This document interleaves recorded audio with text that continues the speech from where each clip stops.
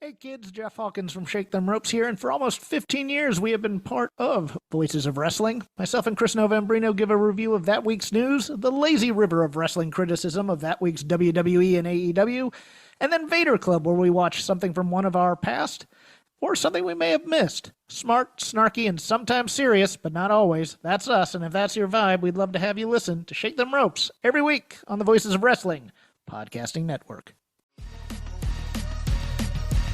Hey everybody, my name is Jesse Collins, and I am the host of the Gentleman's Wrestling Podcast, a show right here on the Voices of Wrestling Podcasting Network. On the Gentleman's Wrestling Podcast, we take a deep look at individual issues and stories that are going on in the wrestling world. Each episode is about a different topic, and we take a thorough and educated look at things ranging from current booking trends to breakdowns on individual performers and angles to investigations into different fan cultures across the industry. In addition, we keep a close eye on the wrestling media, and as a professional journalist, I bring a unique perspective to how current issues in wrestling are being covered and discussed through the wrestling media. We have a revolving series of guests from across wrestling punditry joining us on each episode, and we hope that you make the choice to give us a listen on wherever you get your podcast from. This podcast is a member of the Voices of Wrestling Podcasting Network. Visit voicesofwrestling.com to hear the rest of our great podcasts, as well as show reviews, columns, opinions, and updates across the world of wrestling.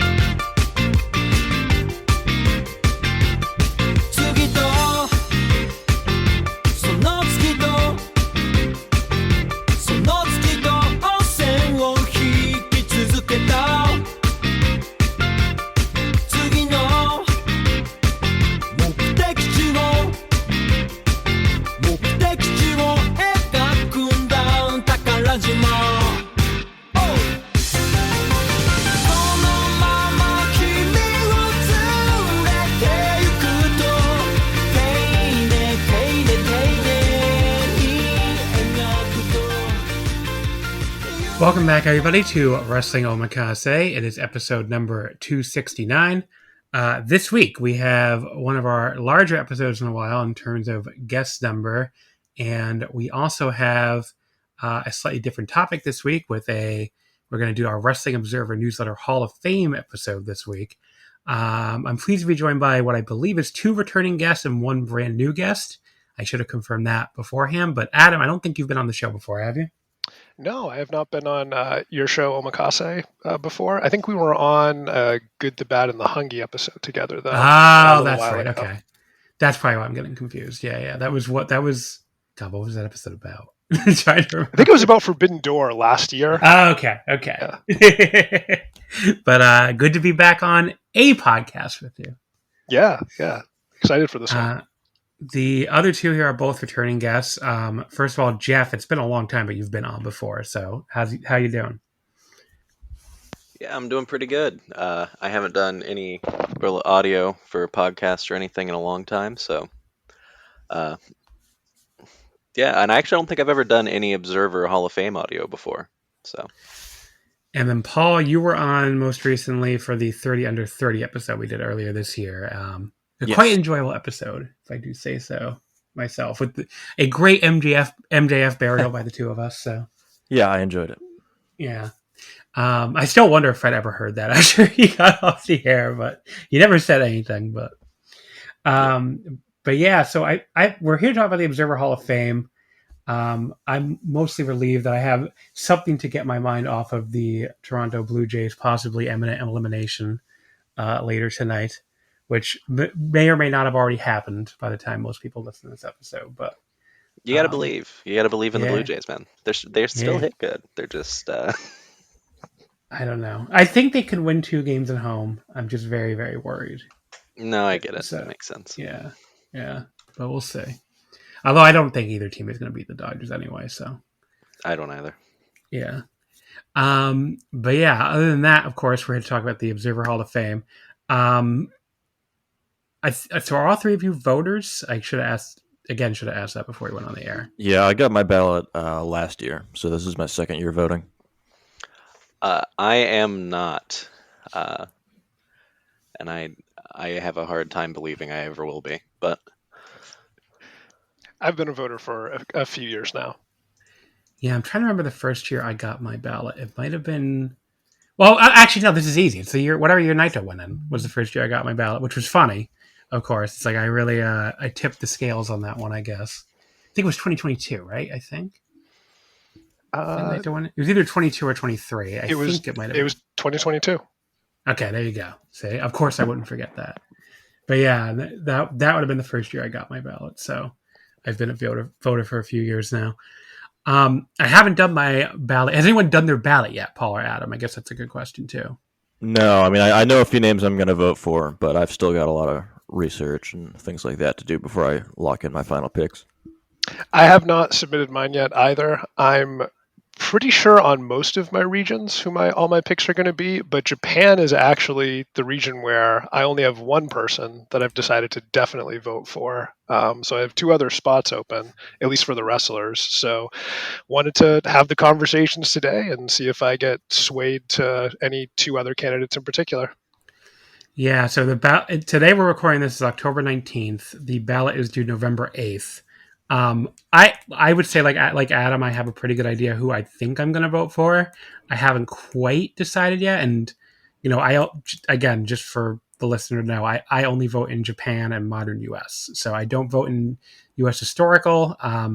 It's really just down to the fact that I don't really know a ton about pre-90s wrestling. I haven't really ever watched that much 80s wrestling, and especially like 70s or earlier.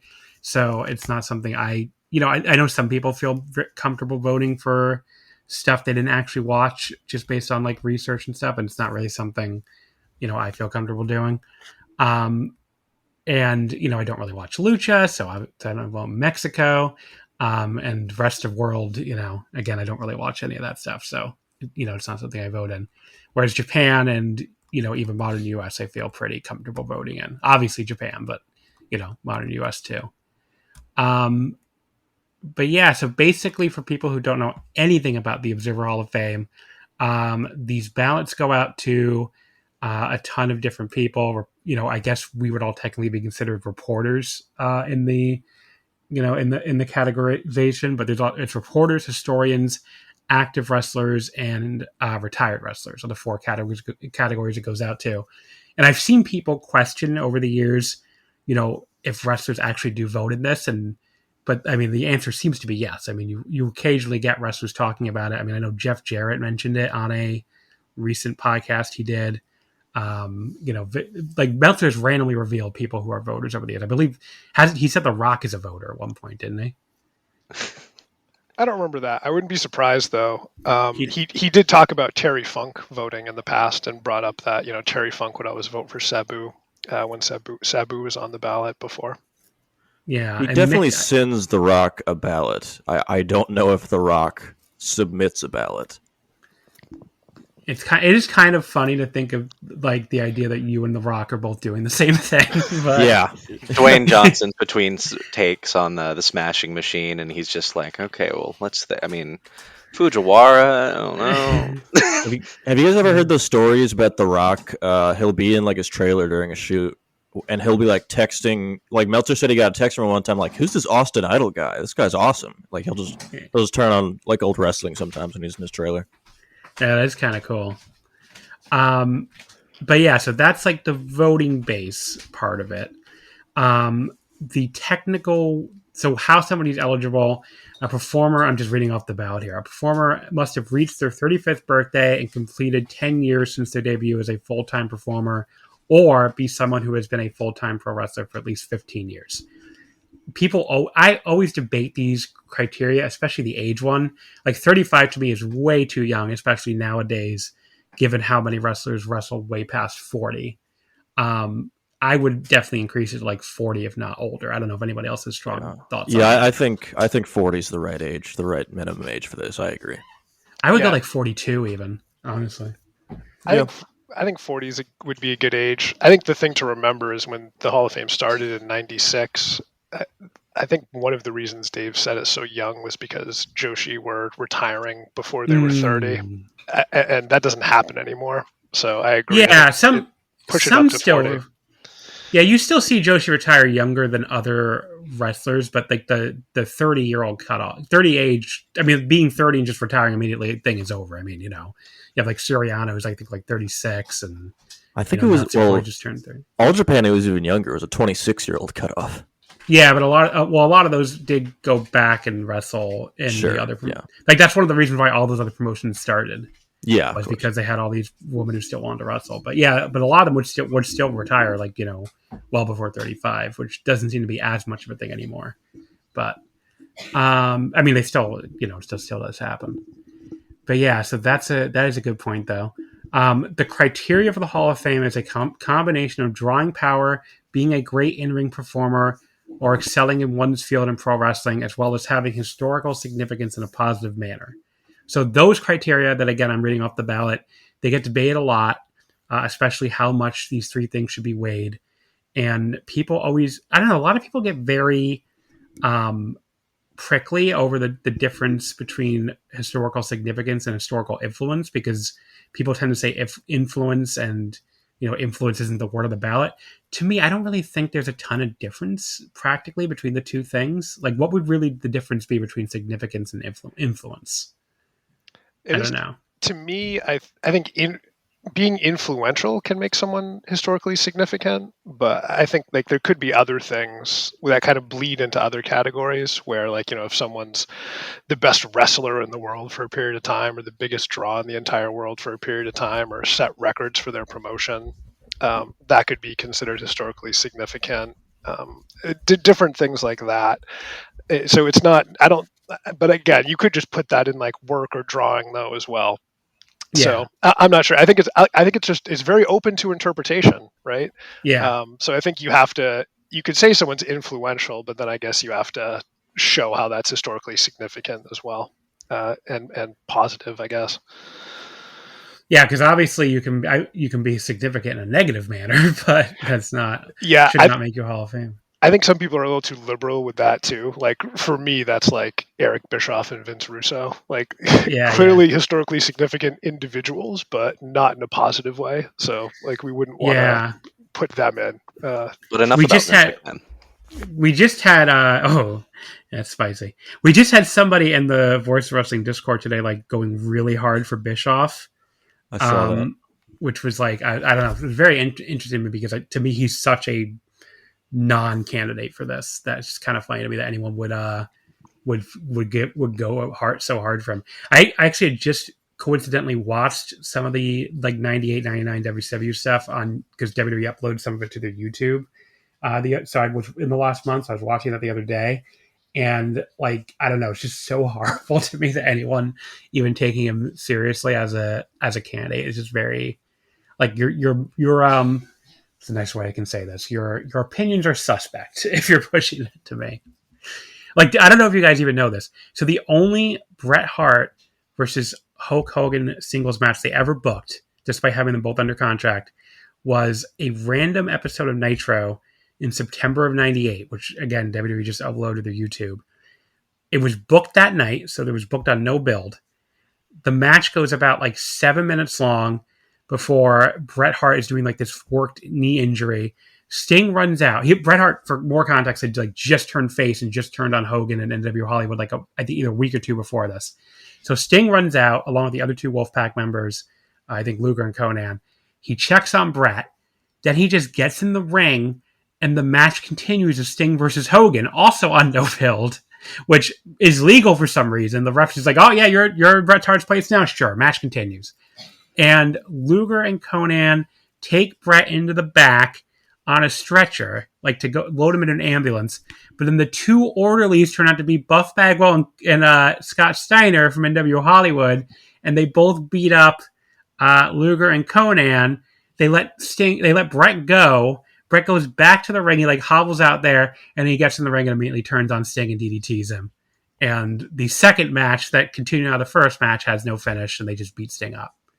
So all of this was some master plan to beat up the Wolfpack. They had like Steiner and Bagwell like go undercover as orderlies to beat up a unit they used to beat up every week on Nitro anyway. Which is very, very funny. Yeah, I was about to say. I thought Brett. I thought when you said he had turned face, I was like, I think I remember Brett being a heel like a month after that, and then you said that, but it's like that sounds extremely 1998 WCW. So that's surprising. Lobby for Eric Bischoff feels like the definition of that that saying, weird hill to die on, but at least you're dead. Yeah, it's very I don't know, it's like someone who lived through that whole period, it's just very weird to me that anyone would think he's a Hall of Famer, but good for that guy, I guess. This is like just a small tangent before we go on. I just actively despise the people in wrestling are so caught up in what has made, people who have made money at various times in the business, and they will reject any damages those people have done to the industry, any damages they've done to their own fandom. It's like, how many fans have earnestly benefited from somebody like Eric Bischoff, Vince Russo, or even Vince McMahon? Vince McMahon has actively harmed my fandom. Eric Bischoff has actively harmed my fandom. And to that extent, you have to wonder to what degree they've harmed any business outside of their own. And it's like, is it the Wrestling Observer Hall of Fame, in the context of wrestling as a fandom and business, or is it their individual runs of success? Like, are there individual runs of success within that context seriously weighty enough to outweigh all the damages? And it's like, everyone seems to really ignore any negatives in light of positives, and I fundamentally don't understand that. No, that's a good point. I mean, it is kind of like the nature of something like this, where when you're looking back at stuff, it's much easier to focus on the positives than if you're living through it in real time. But okay, so more about the rules, I guess, off that tangent now. So again, anyone who receives at least a vote of at least 60% of the voters in their region. So you can vote in only certain regions, like I do. So if you vote in a region, I don't think people a lot of times did not understand this, especially when it comes to non-wrestlers, which they now thankfully mark which region each of them are in.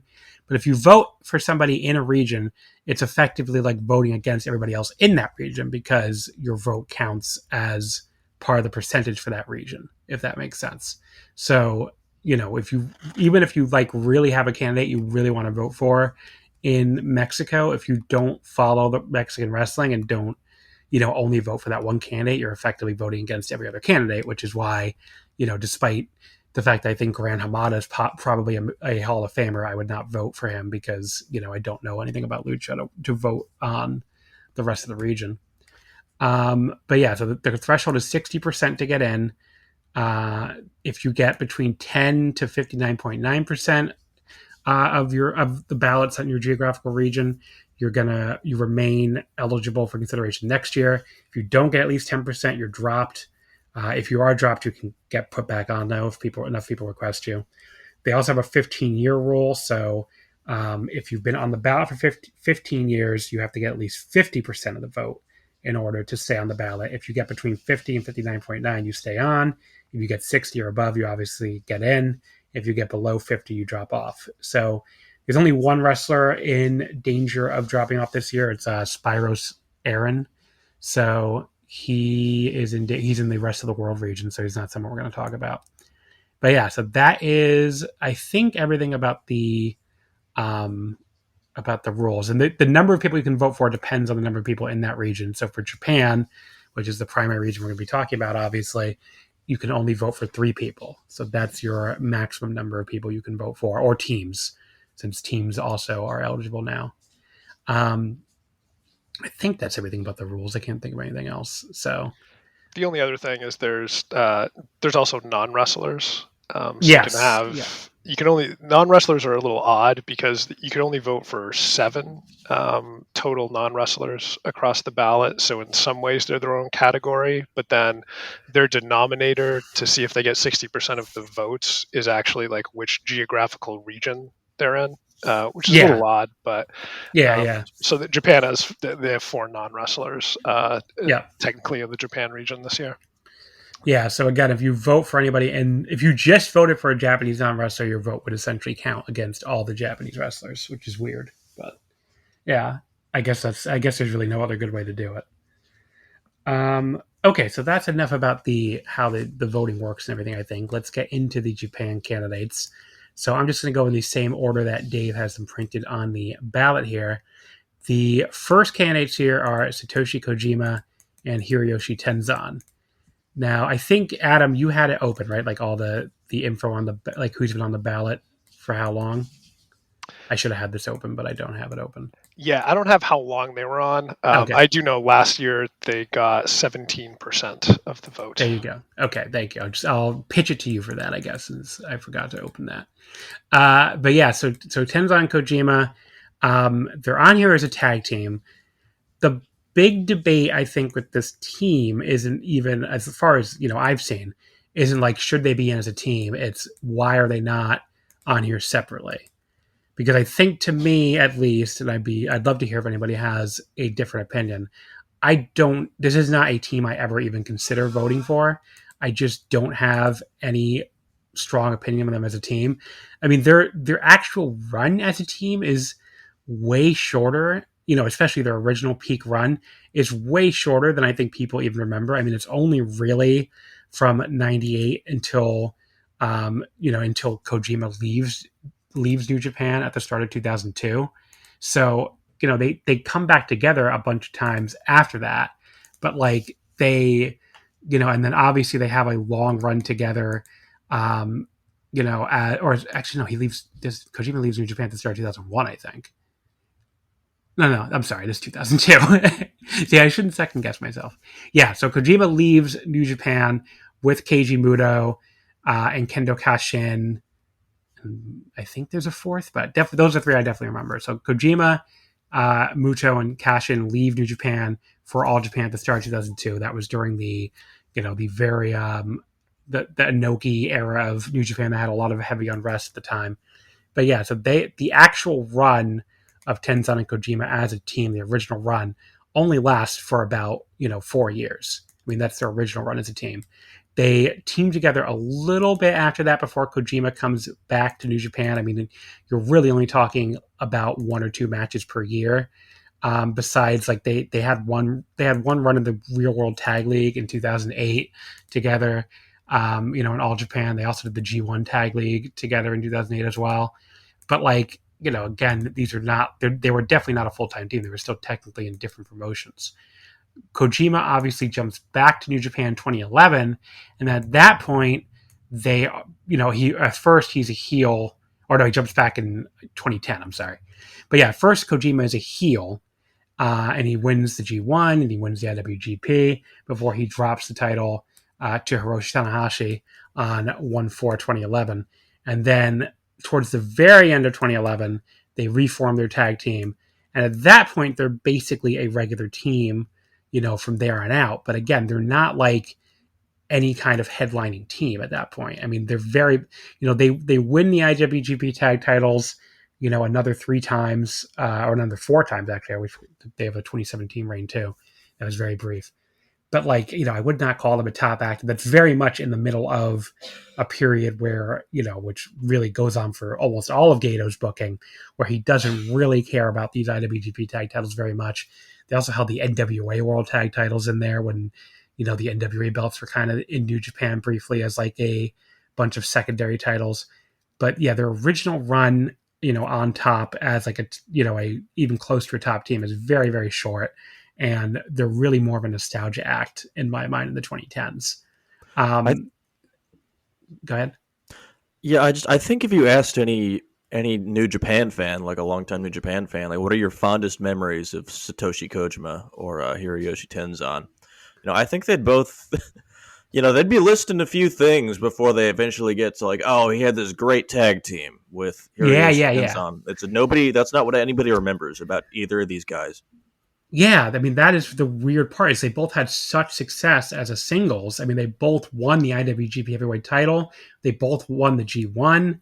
Kojima had a whole run in All Japan as, one of their top stars and Triple Crown champion. I mean, it does not come to mind at all immediately, them as a tag team. So it is very strange to me that they've been on this ballot for so long as a team. Now, whether or not I would vote for them as singles wrestlers is an entirely different thing. I don't think I would vote for either one of them as a single either. But to me, they would both warrant consideration as a singles wrestler, whereas I don't think it never even crosses my mind to vote for them as a tag team. Yeah, I think I mentioned this privately. I would likely vote for Kojima. I don't think I could do it for Tenzan just because his peak wasn't that long and he doesn't have the in-ring, he doesn't have a drawing case. Neither of them have a drawing case. Yeah, neither of them have a drawing case, but I think Kojima has like an in-ring case. If you combine it with like any kind of case outside of that, I think you can have an argument, but I don't see that for Tenzan at all. But like both of them are clearly better candidates when they're not attached to the other, and it just feels weird. It's like I think Dave's done this a couple times where there are some tag teams where he'll throw them on there and you're like, this is just clearly less than the sum of its parts. These two are, So I agree. I think they're just better candidates away from one another. And I do kind of wish we could do a Kojima bit because it's not somebody that I ever really get to visit at this time of year, but I would love to see what a Kojima Hall of Fame case would look like, given, all the time that has passed since the last time he was in singles consideration. Yeah, I think what happened, Kojima was on the ballot a long time ago as a single and he fell off. And then Dave added the tag team on not too long after that. And they've just been on as a tag team kind of on a very low voting percentage, but still over the 10%. So they've been hanging around for a long time. But yeah, I agree. I think Kojima's case is definitely a lot stronger on its own, in large part because he stayed so good for so long after he fell off the ballot the last time. So he has a lot more longevity of, good and great matches since then. Yeah. So that I don't know. It's just very, I'm trying to think of the way to put this. They as a team, well, I guess I already kind of said it. As a team, they're not really anything. I mean, that's really all it comes down to. Like, there's a team. I just don't think. And I did manage to pull up their years on the ballot. Let me see if I can get it again. Oh, these are non-wrestlers. Okay. But yeah, so they've been on the ballot as a team. Oh God, why is this not by region? Hold on one sec. I'm going to find it. They've been on the ballot as a team for a long fucking time. I'm just trying to find the exact year. We have to be coming up on the 15, I would think. Tenzan and Kojima, where the fuck are you on here? Oh, 12 years. Okay. So yeah, they're coming up on the 15 years. I mean, basically, assuming this means that 2025 is year 12, they would have 26, 27, and then 28 would be their final year. And they never get close to 50%. I mean, they seem to really live around this like 10 to 30 range, and I just don't see them. They're not going to get in. So that it's just really I kind of just wish they would drop below the 10% already and just kind of, right now on this, the public ballot tracker, I think Gerard does that, right? I think it's Gerard from Emerald Flow Show. But yeah, right now on the public ballot tracker, they're at 11.11%, which is like, again, just above that 10% cutoff.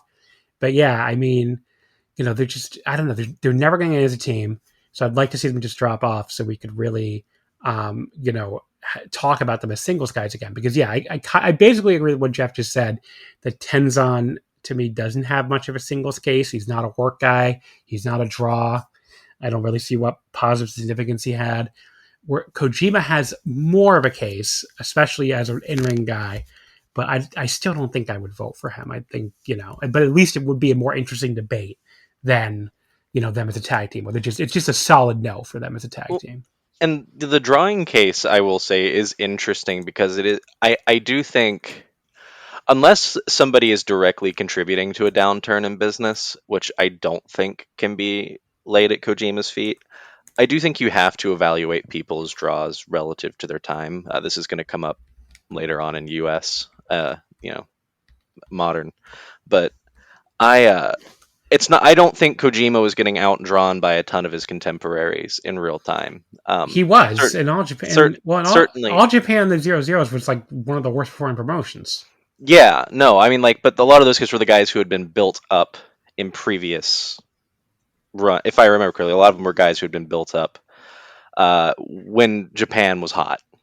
But I don't know how you can give Kojima credit for. Okay, I mean, he's not a draw. Like, it's all No, I mean, he's like, not. So the draw has to be a negative. Well, I guess That's fair. if the entire industry was declining during that Right. period, though, right? And I guess my question would be, and maybe this the is rest of the. What I would say is the rest of there's a lot of promotions that outperformed All Japan with Kojima on top, though. Even if you want to do the historical context, then. sure. I guess my question would be, how would you compare him to guys with similar careers in his era that are in the Hall of Fame? And by that, I'm thinking of like Yuji Nagata, Minoru Suzuki, Jun Akiyama, like comparing him to those guys. Like, what kind of sets them apart from him? That's a good question. And to me, first of all, the three names you mentioned, the very first thing that separates all of them from Kojima to me is I think all three of them are much better in-ring workers than Kojima. So that's subjective at that point. Nagata has his training, which you could say is a positive historical significance, which Kojima doesn't really have. Suzuki was a bigger draw than any of these people. I mean, Suzuki did draw actual houses. Even in the 2000s, he had, a bit of a positive drawing influence when he was used on top, as a freelancer. And then obviously in the 2010s, I mean, Suzuki-gun was a big deal. Probably the second most popular unit in New Japan domestically, after LIJ. It was either them or Bullet Club, and I would sort of lean them, but I could see the argument either way. At worst, they were number 3. And, Suzuki, did really good numbers on top with some of the other top stars in New Japan in the 2010s. So he has a better drawing case than the rest of these people. Akiyama, again, to me, is like one of the best in-ring wrestlers ever. Doesn't really have that much of a drawing case, but he was on top for, some of the successful Noah period, and he did do the big dome crowd with Kobashi. So, if I was going to rank these 4, it's interesting. I would go like for drawing, it would be like Suzuki 1, Akiyama 2, Nagata 3, Kojima 4, and then in ring probably Akiyama 1, Nagata 2, Suzuki 3, Kojima 4. So Kojima would be 4th in both of those categories for me of those 4 people. So he just really wouldn't stand up to any of those 3. But yeah, that's. But yeah, I think he's obviously though a lot closer than the tag team is. Oh yeah, I mean we spent the entire time talking about the singles because it's such a much more interesting conversation. But yeah. Any other thoughts on this before we move on to the next contender? No, nobody has any. I just think bread matters, and Kojima for the Hall. I don't know. He also did elbow CM Punk in the balls that one time. Yeah, I mean that should get him in alone. That was pretty awesome. I was there for that, and I was although I couldn't really see it from my angle. It was more something I read about and then had to watch on replay. But I'm just really frustrated because Cage Match just crashed, which is like the worst possible time because I'm trying. Oh yeah. I keep refreshing it, and it keeps coming up for me. But yeah, I mean it is kind of annoying. Yeah. The next wrestler. Oh, sorry. Go ahead. No, I was gonna say, the dick elbow and the "I'll kill you, you idiot" promo are incredible. So that's it. The next wrestler we're going to talk about, to me, this one is he's one of the more annoying ones to talk about because people are very dug in on this either way. Like, there's some people who will just think you're an idiot if you vote for this person, and some people who think you're an idiot if you don't vote for this person. So I think it's one of the harder ones to discuss, but it's Yoshiaki Fujiwara. I guess before I say anything about my opinion, Let's start with you, Paul, because I feel like I haven't heard from you in a while. Where are you on Fujiwara? I'm a no. I didn't vote for him last year, largely because of reasons everyone said before. Basically, he's left multiple dead promotions in his wake. The style that he was an expert in is basically dead. Almost, it doesn't really. I mean, you have Glate, I guess, but it's not drawing. And he's a fun wrestler. I like some of his matches, some of them quite a lot, but it's not. It's not all there for me to put yes on solely on work rate or anything like that. So right now I'm a no. See, I kind of wish the Glade show I'm going to was one of the UWF ones instead of like a regular one, because that would just be so unique to go to, I think, at this point. Oh, sure. Yeah, I've only ever been the only shoot south, because obviously I've been going to Japan since 2016, but like you said, the style is basically dead. And so the only shoot south promotion I've ever been to was that one that started as a DDT offshoot that I can never remember the name of. Hard Hit? Is it Hard Hit or is it Lock Up? I think it's Hard Hit. I think Yeah. Lock Up was the... I always get the two confused. Lock Up, one of them is like the New Japan sub-brand in the 2000s that went away pretty quickly. Lock Up is New Japan, yeah. Yeah, okay. And then Hard Hit is That's the Hikaru DDT. Sato's Yeah. pet project, yeah. So yeah, that's the only one I've ever been to. They ran a show at Shinkiba. I believe it was my second trip in 2017. I can kind of get them confused now, but I think that was when I went to that one. And yeah, it was a lot of fun going to that show. I mean, obviously the style is completely different from anything else you can see now.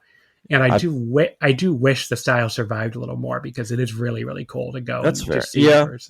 I do. I love Battle Arts. Me too. I love going back there and watching that in Futen Pro. The only shoot style I've been to, I don't know if it counts. I've been to a Bloodsport show. I saw Kota Ibushi and Kota Ibushi and Mike Bailey. It was pretty fun. But yeah, I mean, it's clearly what they're trying to emulate. So I for sure. I'd count it through gritted teeth. Where are you on Fujiwara, Jeff? Are you a Fujiwara voter? So I'm a no, but borderline. I'm not nearly as I think the flagship guys are really hard no on him. I'm not totally. A lot of people are really hard no's on Fujiwara. I'm not totally opposed to the idea of him going in the hall. I think he has a better influence case than a lot of people want to give him credit for. I think you can say the style as a whole didn't survive, but facets of that style have very clearly made it into very successful wrestlers, repertoire. I think he has a lot of significance towards somebody like Suzuki or anyone who's really trying to emulate that shoot style with any aspect of their moveset or their presentation. I think it would be hard to say they weren't in some way influenced by Fujiwara, and I think that carries some weight. Obviously, his drawing record can't be used. I think he was a really great worker. I really enjoy going back and watching him, but I don't think I don't think he has a work case relative to some of his peers. So I'm a no, but he's a guy who, in a weird way, is still his case is still changing every day, because there's still guys who clearly, even if a lot of them are kind of fading out now, who were influenced by him pretty apparently. So that's where I fall on it. I'm a no, but kind of on the fringe. Also, the Fujiwara, by the way, this is his 9th year on the ballot. So just to give that. Do you have his percentage from last year handy, Adam? Yeah, he was at 33% last year. 33, yeah. So that's actually a little higher than what I guessed. But there you go. So yeah, how do you feel about him, Paul? Adam, where do you have him at? I've never voted for him, mostly because I've just always had other candidates that I would rank ahead of him. I get why he's a candidate and why a lot of people feel strongly about him. I guess I'm just not as high on him as a worker, and he was a draw to a degree, but I don't think, a Hall of Fame level draw, and his like the promotions he would start and kind of build around himself to one degree or another, like would all quickly fade. And so I think that's a big part of why he's not a Hall of Fame level draw. I'm not as high on his work as other people, but I can understand if you're high on his work, you think he's a Hall of Fame level worker. And in terms of historical significance, obviously he was influential. But yeah, the style dying hurts that to a large degree. And then also, like, shoot style is represented within the Observer Hall of Fame Oh yeah, quite a bit. yeah, Like yeah. Akira Maeda's in there, Takada's in there, Suzuki, and then I guess also Sakuraba and Funaki are in there as well. Although I think a lot of that's probably from MMA, but Yeah. back then that was so, like, the lines were so blurred. I understand it's tough to explain to people who weren't following it then to understand like how pro wrestling was like a martial art kind of back then, and how they were representing pro wrestling in that. But yeah, so I think shoot style is pretty well represented already. So I don't know. I just don't find his case all that. It doesn't move me, and I'm not all that convinced. So I always end up with, I guess, candidates that I rank higher than I have available votes. So I did pull up the 2024 issue, which I should have done earlier. So yeah, he was at 32.6 last year and 30% the year before that. So a very tiny bump last year from 2023. But yeah, it doesn't strike me as a guy who's on the trajectory or anything. I would say I'm pretty close to Jeff. I'd say I'm a soft no on Fujiwara. I understand the arguments for him. He's one of these guys, like I said earlier, who like people go so hard on either direction that it almost feels kind of annoying, like to listen to people talk about, because like I said, to some people, you're just an idiot if you vote for him. And to other people, you're an idiot if you don't vote for him. I think to me, he's not a Hall of Fameable draw, and the style dying definitely hurts his significance case. I think he's close to me as an in-ring guy. So I do think he's really, really good in ring. There's a lot of Fujiwara matches I really enjoy.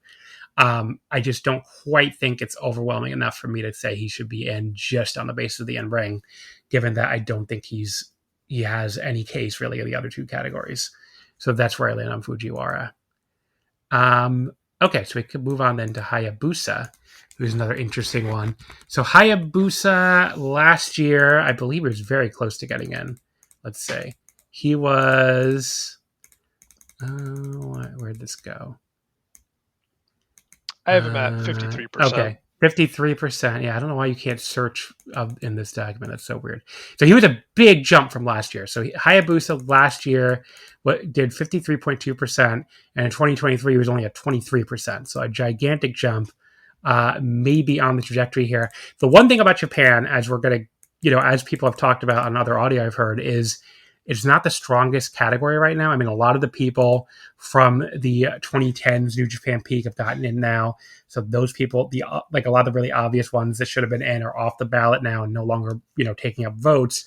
So I think you're going to see people who are more borderline get, big vote jumps, because, just some people vote for, just use their 3 votes and, don't consider voting for less than 3. So, you're going to see jumps like that, I think. And he is a kind of guy who could get in. I mean, he's a really interesting one because I think he was very influential. I mean, I think that's his big thing. He does definitely have historical significance.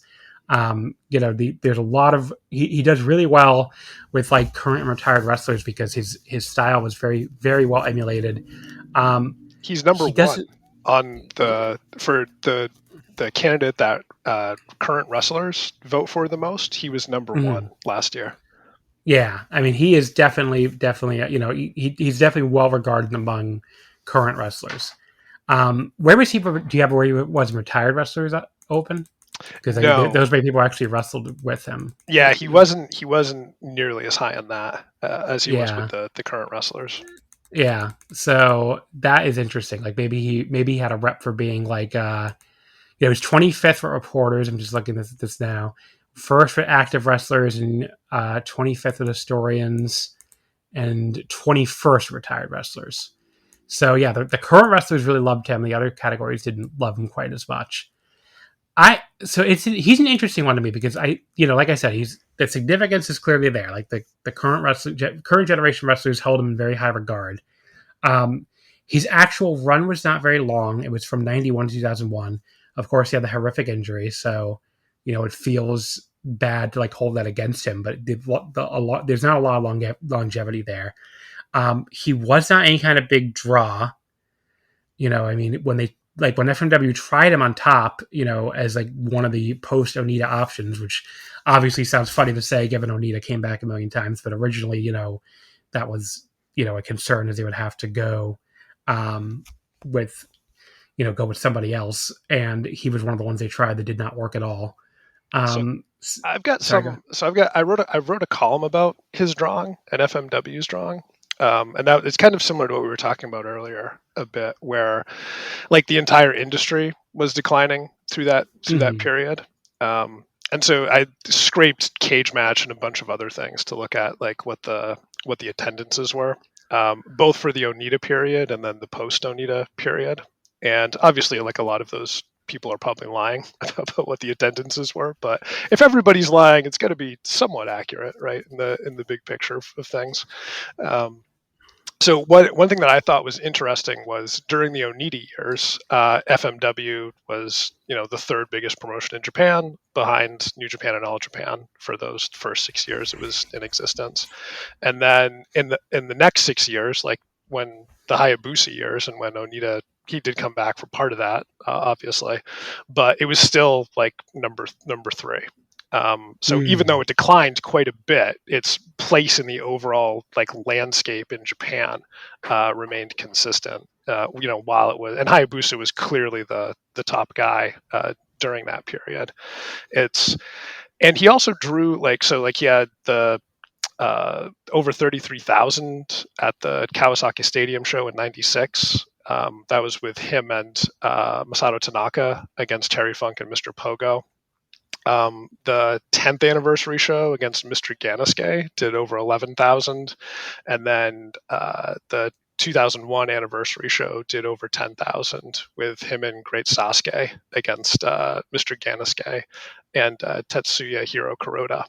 And then he also jumped over to Michinoku Pro. They would bring him in for some of their big shows, and they did over 7,000 for their biggest show in 1996. And then in 2001, he also did a show over 7,000 there when he came over to Michinoku Pro. And then Tenryu brought him in to wrestle and beat for one of War's anniversary shows, which I think was just I don't think that was a huge show, but at least for War, it was a big one. So I do think he was a draw during that period. Now, I don't know if you'd call him a Hall of Fame level draw, but he was definitely a draw like in Japan during that time period. Also, like when he was gone, FMW's attendance would go down. Like in the period he was out in like 2000 and 2001, like their attendance jumped by over 30% when he came back. So he definitely was a draw. Now, whether you want to consider him a Hall of Fame draw or not, like, that's open to interpretation. But I do think he has a lot to offer in that criteria. Okay, that's a good data there. So that would make me think about this. I mean, what I would say with Hayabusa is I've never personally liked his in-ring enough to consider voting for him. I think he's just a little sloppy to me, a little too sloppy, and not someone I ever really connected with. That's obviously a very personal, I've never been an FMW person, I guess is all it really comes down to. Like, I've watched plenty of it. I've tried to, get into it. It's not one of the promotions I historically have gravitated towards. So, that's doesn't mean he's not a Hall of Famer. It just means, he's not somebody that's ever been super high on, my personal list.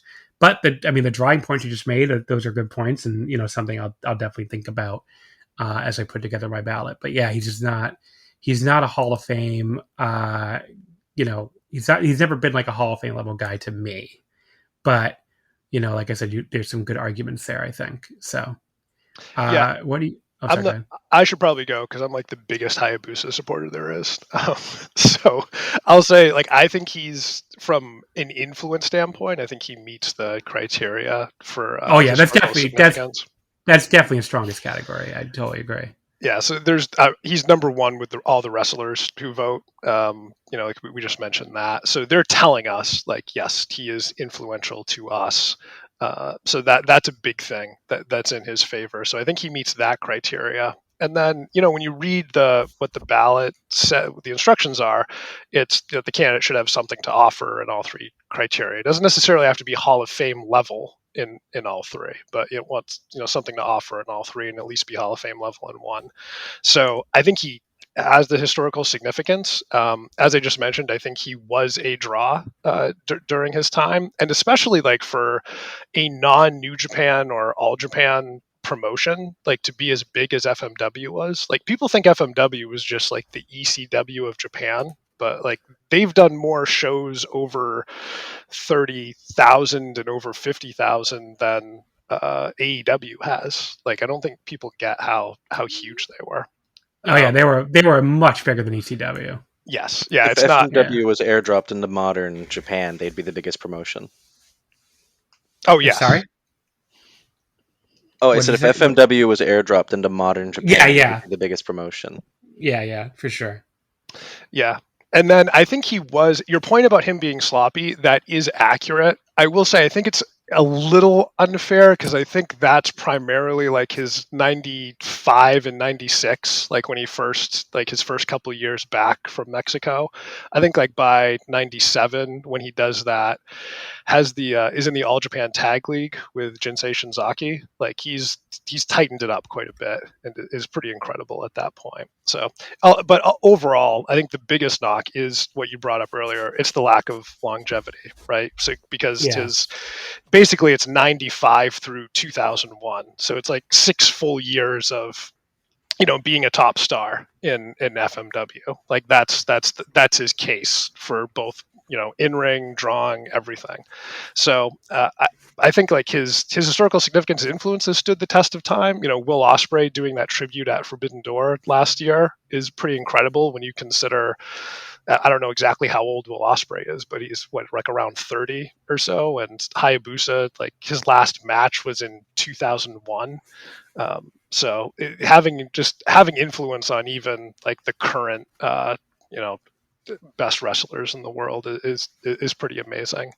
So there's a lot of points. I think he's the one person I'm definitely voting for, and I hope he gets over the mark, and I hope he gets in this year. I think he has a really good chance. Yeah, I think it seems likely. What do you think of Hayabusa, Paul? I am undecided. I know 2 of the spots I'm going to vote for in Japan, and 1 spot there's a few different people I'm considering, and Hayabusa is one of them. I think one of the larger hurdles for me with Hayabusa is his look and his style was largely lifted from Sabu, and I am going to vote for Sabu. And I'm just kind of, that's kind of an issue with me when we talk about his historical significance or his influence. Then, I agree with you, John, that I'm not crazy about his style, and even in his tag team with Jinsei Shinzaki, anytime I watch one of their matches, I always feel like I come away more impressed with Jinsei Shinzaki. But I understand the pro arguments for him, and I did like the drawing numbers you mentioned that, and obviously, being number 1 with active wrestlers is something. It says something, but I'm not fully sold on him quite yet, but I'm thinking about it. Interestingly, he's at 33.33% right now with the public ballots, but we only have 9 public Japan ballots, so that doesn't necessarily mean anything. But yeah, what do you think of Hayabusa, Jeff? I think if I had a ballot, I would vote for him. I think he's plenty influential enough at this point. I mean, that style of kind of daredevil high flying, throwing yourself around with seeming reckless abandon. The Sabu thing where he lifted his style from him. I mean, yes, but he was also dramatically more successful. And I think there's a reason. Like, I think in Japan he was more influential, specifically than Sabu. I think in America it's way closer than it should be, given Sabu spent so much of his career here, obviously. I like voting for Sabu, for the record. I was debating doing an article on that this year, but yeah, I that doesn't work as a negative for me. I think the drawing stuff is interesting. That makes me feel a bit better about the fact that I would vote for him. But as far as his in-ring work, I'm kind of with you, John. I think his peak stuff is incredible, but there's a lot of stuff in between where you see a Hayabusa match and he's, flying around and missing. And that, I don't think there's a suitable work case for him. Just on the basis of that, I think Sabu was a better worker. But yeah, I would vote for him. I think his FMW run was successful enough. I think trying to follow Onita is a tough ask, to put it lightly. Especially when Onita beat him and didn't pass the torch. Right, yeah. I mean, he was set behind the 8 ball from the get-go, but I think he was a strong enough draw that it is a light positive, and I think his influence carries him the rest of the way. Okay, so yeah, Hayabusa. I mean, just like what Paul said, I have 2 definites in Japan, and then 1 spot that is kind of up for grabs. He's definitely in contention. He's among several people that I would consider voting for. I don't think he's the top contender for me of the people that I'm not, that I'm considering. But I guess we'll see. I mean, maybe if 1 or 2 of the other people I'm voting for either finally get it or finally drop off, he might be somebody I consider in future years too. But strategic voting, John, get him in, so then you can vote for the other people. Yeah, that is true. It's a good argument, I guess. Okay, so our next person, which is one of the 2 that I'm definitely going to vote for, is Masaaki Mochizuki. So Mochizuki, I believe he's a new addition to the ballot. Is that correct? Yeah, this is his first year. This is his first year, yeah. So as of now, he is on the public ballots where I would bet he's not doing very well. No, none of the 9 public ballots voted for him. I mean, he's a guy who I fully expect to drop off. I don't think he's going to get 10%. It just comes down to the fact that not a lot of people pay attention to Dragon Gate / Toryumon historically. It's very difficult for those people to get in. The fact that it took Shima as long as it did is pretty ridiculous because he, was a pretty much a slam dunk, as far as close to slam dunk as you can get, really. Mochizuki's case for me is very simple. I think he has one of the most incredible feats of longevity when it comes to in-ring of anyone that's ever been on this ballot. I mean, I think he's basically been great in almost everything I've seen him in, dating back to like the late 90s / very start of the 2000s in Toryumon up to present day. I mean, he just had an outstanding Open the Dream Gate challenge this year against Yamato as a 55-year-old. I mean, pretty much there are years where he was one of, if not the best wrestler in the world. Like specifically the Open the Dream Gate reign he had in 2011 is like one of the best world title reigns I've ever seen. And even years where he wasn't a major focus, he was still doing great stuff, either in Twin Gate teams or Triangle Gate teams, or just, as a Dream Gate challenger, they could always go back to. He has that incredible match with Shingo Takagi during Shingo's big signature heel reign. That would have been like 2015. 2015, thank you. And, they go back to him as Dream Gate champion as late as 2018 was his most recent reign. Yeah. He's always been great. I mean, just been the sheer longevity he's had as a top wrestler, as a great wrestler is just incredible. And to me, he's a slam dunk just on the in-ring. When you get to drawing, he's had a positive influence as a draw in Dragon Gate, and he's been a top star there. He just doesn't have the drawing case even on this level of like a Shima, but he's still very popular and still one of the more popular Dragon Gate guys historically. But it doesn't really matter to me though, because I think his in-ring is so overwhelming that he's a slam dunk for me. But again, I think he has 0 chance of getting in. Yeah, to me, he's the strongest candidate in the Japan category. I mean, I think he's at worst one of the 20 greatest wrestlers of all time. I think he's just a complete genius. I think he's been one of the best wrestlers in the world for the last 20 years. I think you could make a case that he's still the best wrestler in Dragon Gate. I know a few people who think that, and yeah, he just had that incredible match with Yamada 3 years ago. He had my match of the year in a Dream Gate match with Yuki Yoshioka.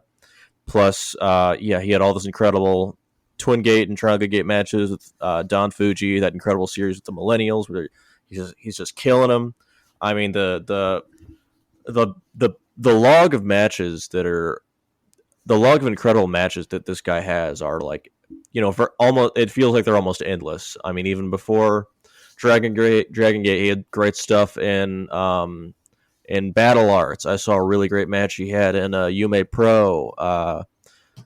The guy's just, I think he's a genius. I think he's so smart at telling a story in a match with like ways you don't see before. Like he had a great Dream Gate match with KZ where he spends the whole time just working KZ's gut. He, one of the biggest pops in recent years I can remember is when he countered Yuki Yoshioka's frog splash with just a punch to his jaw, and I jumped off my couch for it. That was my favorite spot of the year. Yeah, me too. I think the guy's absolutely brilliant, and I didn't have to waste a second to know that I'm voting for him. But unfortunately, I also agree with John that he's very likely going to fall off this ballot, which is a tragedy.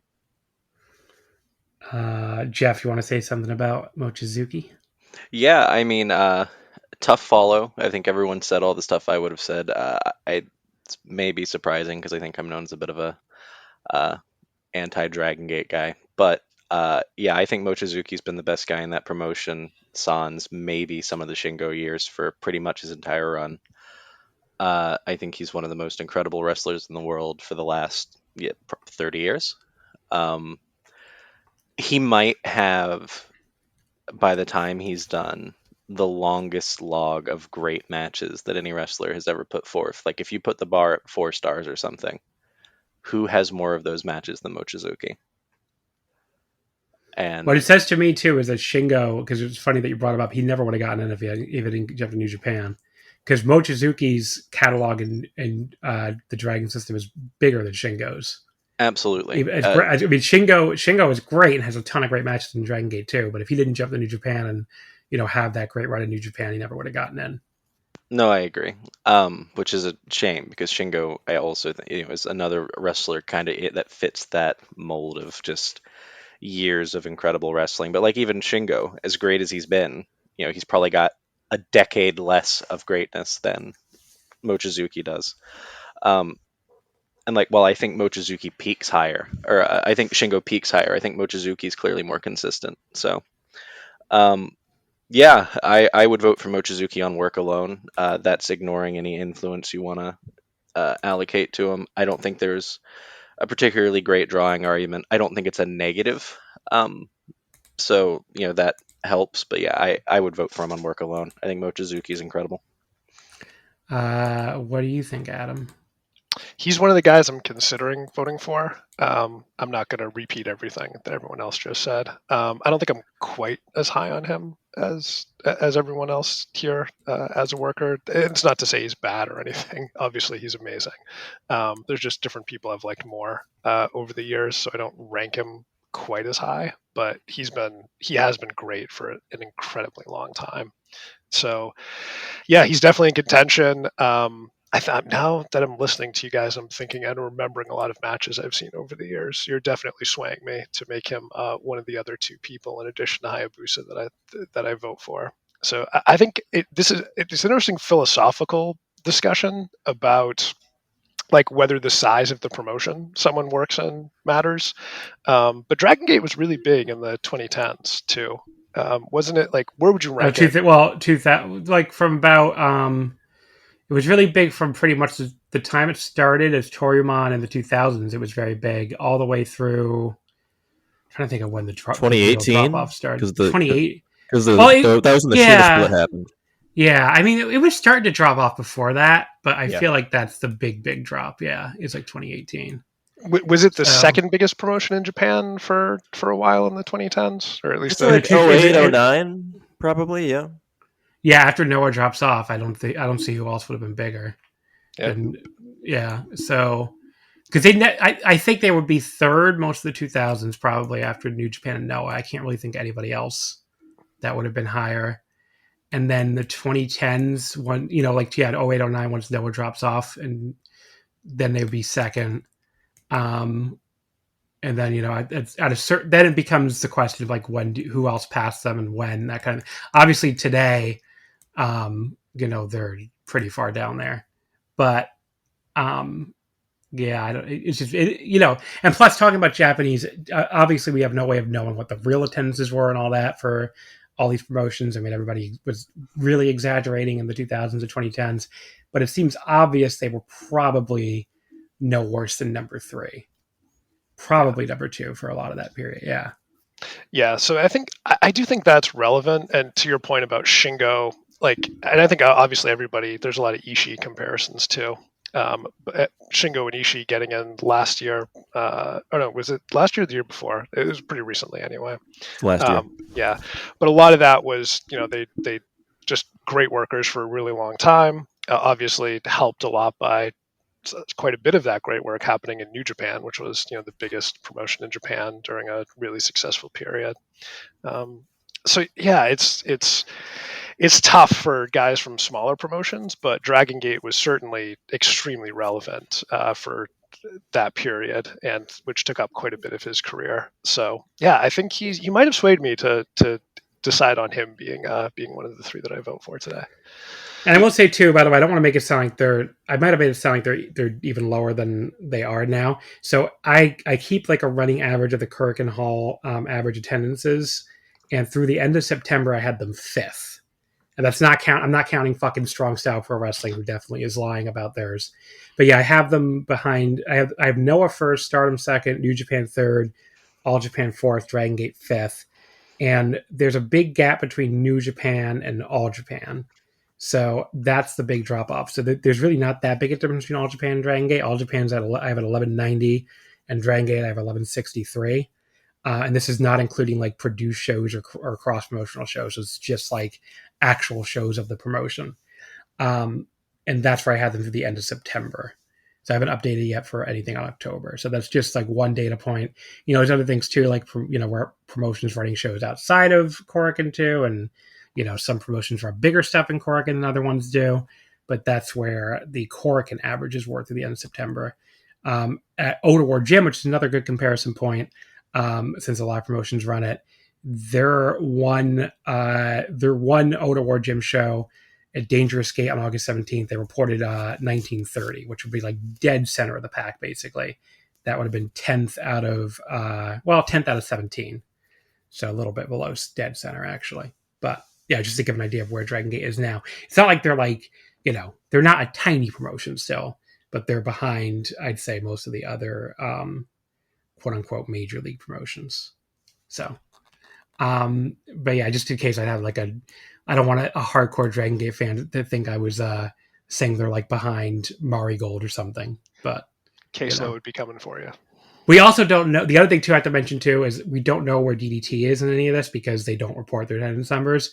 I would put them above Dragon Gate 2 at this point, just based on how many of we know like their Korakuens, a bunch of their Korakuens have sold out this year ahead of time, and they tend to look pretty full, even though they don't release numbers. But a lot of that is driven obviously by their, the celebrities they book now, and they still draw the crowds, right? So, but yeah, I would think they're more popular in Tokyo. Outside of Tokyo, Dragon Gate is undoubtedly still more popular because, DDT really doesn't do very good crowds anywhere outside of Tokyo. But yeah, I was going to say it doesn't really run outside Tokyo very often. Yeah, Dragon Gate tends to outdraw a lot of these promotions when they go to your Niigatas and your Suzukus and Stardom is catching up outside of Tokyo now. And Stardom just did a bigger crowd the other day. Stardom did a bigger crowd outside of Tokyo. I can't remember let me get the exact location actually, because I'm curious now.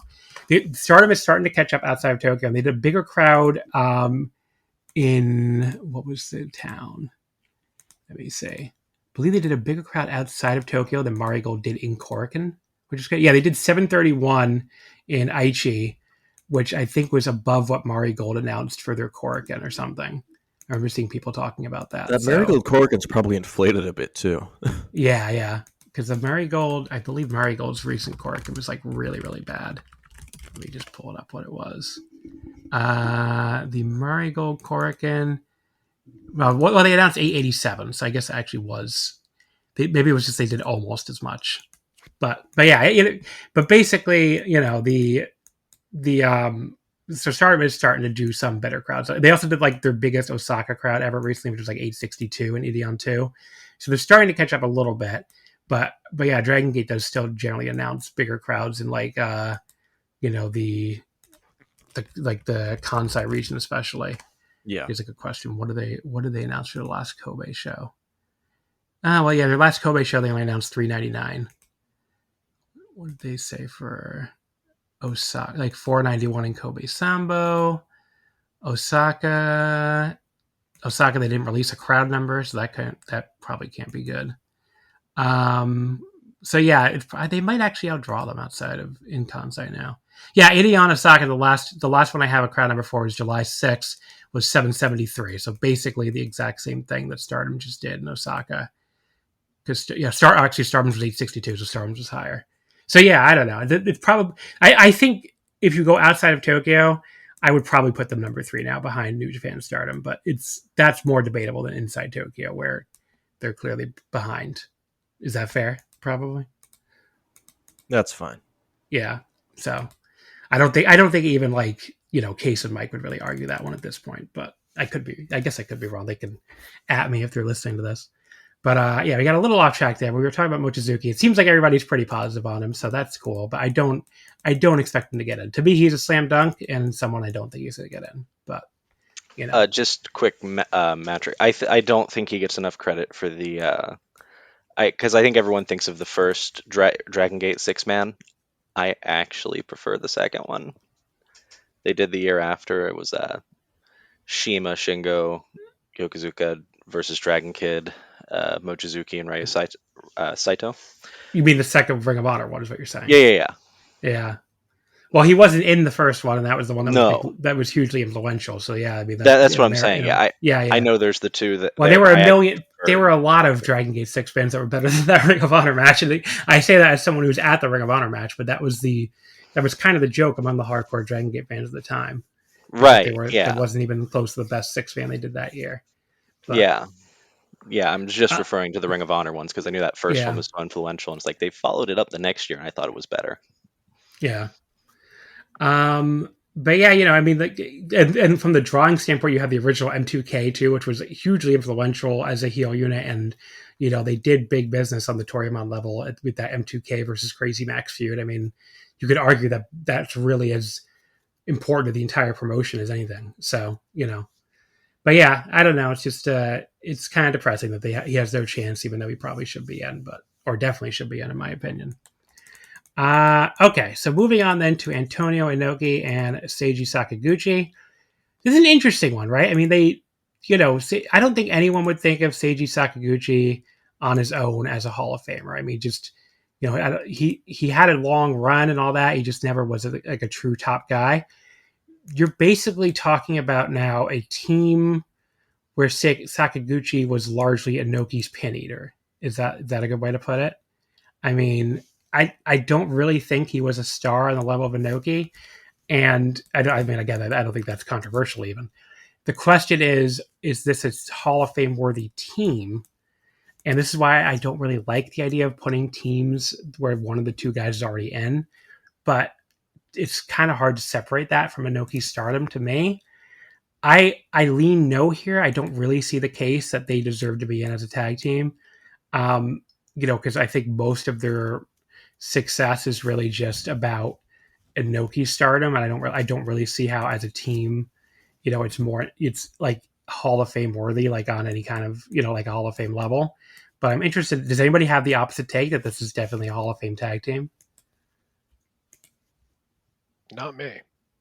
Yeah, Paul. I guess not. No, I'm not there. Talking about Seiji Sakaguchi's cases, I have seen some interesting discussion lately that Sakaguchi may have a case in the non-wrestler category because he was a president and booker for so long in New Japan during their successful years in the 80s and the 90s.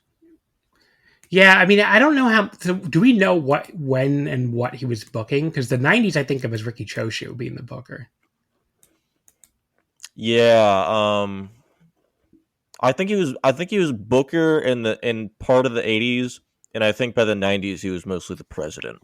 I think Right. that's how it worked. Yeah, that's what I would assume too. And he had a lot. We were talking about this on the Discord the other day. Like he had a lot of, excuse me, very difficult work to do. Basically cleaning up Inoki's messes in the '80s.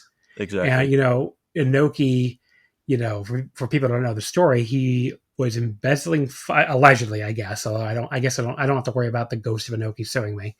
Um, he was allegedly embezzling money from New Japan to fund this Brazilian, like I think it was a biotech startup or something. It was something very strange, and that caused obviously a lot of issues in New Japan. That's why you see, it was a factor like the UWF jump. It was, I think, a bigger factor in Ricky Choshu and company. Not Ricky Choshu. Oh no, Ricky Choshu. Yeah, Ricky Choshu and company leaving in the '80s, and they formed their that weird Japan pro wrestling like sort of promotion, sort of stable, but largely just wrestled in All Japan for a while before they went back to. Most of them went back to New Japan. A few of them didn't. But yeah, I mean, it's so that all that stuff is interesting. Yeah, I would definitely. I think I kind of agree that he would. I think I would at least strongly consider voting for him as a non-wrestler. I mean, he was president of New Japan during some very successful years of the promotion. I would have to like do more research on how much influence he had over the company and how much he had to do with the general direction of the company during those very successful '90s years. And it's not like the '90s New Japan didn't make some big mistakes that would cost him later either. But yeah, I tend to think as a non-wrestler, he would have a much stronger case than as a wrestler or as this tag team. Anyone else have thoughts on any of that? I guess. Sorry. Go ahead. No, I'm pretty much in the same category. I don't think. I think Inoki was very much the straw that was stirring the drink in that tag team. I don't think there's a reasonable way to include him as a. I don't think you can separate them from Inoki in a meaningful way that would allow. Yeah, I've never seen the argument even that I've never really seen the argument for why this is like a Hall of Fame tag team versus like Inoki just being a Hall of Famer who had a tag partner.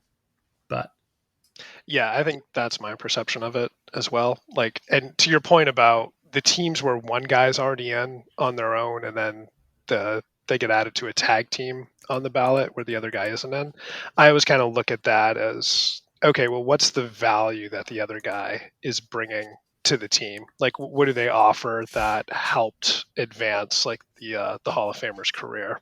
In some way, did they extend their period of drawing because nobody stays on top forever, so maybe they can transition into a tag team for a bit, still allow them to draw, and then cycle back into the single scene later, or was it just like a huge part of the Hall of Famer's career was in this tag team? And I think to the latter point you're just making, I just want to combine that. Like when you look at the number of matches they had as a team per year, it's not even that many. Yeah, it's like in the 20s and 30s for the most part. So like 1982, 16. At 1980, 26. I mean, the biggest year is 79. They had 37 matches a team, and then 85, 62, 86, 42. But then back down to 25 and 87, and then that's really the end of it at that point. It's 3 and 88, 1 and 89, 1 in 1990, where Inoki's career is starting to wind down. But yeah, I just don't see it with them. There was no year where they were primarily this huge tag team, except I said maybe 85. And I just don't see it. It just seems like this is another way that Inoki would draw on top as part of this tag team. Yeah, I think you're a baseball guy, so it's what's his value of a replacement player? How many guys could have teamed with Inoki and accomplished essentially the same thing versus a team like Holy Demon Army with Taue being part of that team takes it from Kawada teaming with anyone's probably going to be great, but now with Taue they're arguably the greatest team ever. So that's a big difference. At that time, I mean, not that Taue shouldn't be in as a single anyway, but at that time they could have teamed any one of us on this podcast with Inoki and it would have drawn. I just don't think it mattered. So there you go. There's our. I think we're all kind of in agreement there about Inoki Sakaguchi. So I'd love to hear. I was kind of hoping someone had the opposite take, but it seems like everybody kind of feels that way. Zack Sabre Jr. So he is on the ballot. Let me see if was he on last year. This is first year. This is his second year. He was around 12% last year. Last year, yeah, I just found it actually 16.30% last year. Oh, he did better than I thought. Yeah, I mean, he's an interesting one. I mean, so he's not one of the two definites for me. He's one of the ones I'm considering. So far on the public ballot tracker, he's got 22%. I don't know. It's like he's from a work standpoint, I think he's either there or close to it. He's definitely been one of the best workers, of his era. I mean, I think even for, if I can see people disagreeing too, but I think pretty much since his New Japan run started in 2019, I think he's been one of the best wrestlers in New Japan. And, he's done it in a lot of different ways. He had the amazing tag team with Taichi during the 2020s. He had the awesome television title run.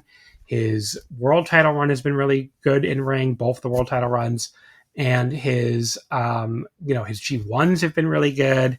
Before that, obviously, you're talking, besides the Noah run, you're talking about outside of Japan largely, but he's done a lot of great stuff in Britain. He did good stuff in America, as Evolve champion, he's PWG champion, and he has the Noah run for his original Japan run as a junior.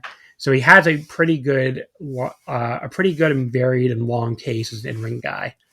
As a draw, he really doesn't have a case at all, and his New Japan title reign really has kind of bombed at the gate, if anything. I mean, it just hasn't done well, even relative to, what New Japan is doing in this era. Now, it's difficult to separate that out too, though, because, he is the champion during a period where New Japan has lost more and more of their top stars. And losing Naito this year was obviously a huge blow to New Japan's drawing, especially outside of Tokyo. On these house shows, it's really hurt them. So it's tough to really separate like how much of that is his fault as champion versus how much of that is just New Japan, losing, their top stars one after the other. So that's, but I mean, at the very least, he's not a positive on the drawing side, I guess. You can either call it a neutral or a negative, depending on how you want to look at that. Significance, that's an interesting one. I'd love to hear if anyone has a significance argument. I don't know if but he just might be, might not be far enough out yet, because it feels like technical wrestling in a lot of the world is if anything is a dying art, right? I mean, it's not a big thing in AEW at all, which is one of the two major US promotions. I'm not a big WWE viewer, but I don't really think of anything. I never really see WWE people talking about anybody as a technical wrestler either. So, in Japan, it's more of a thing for sure.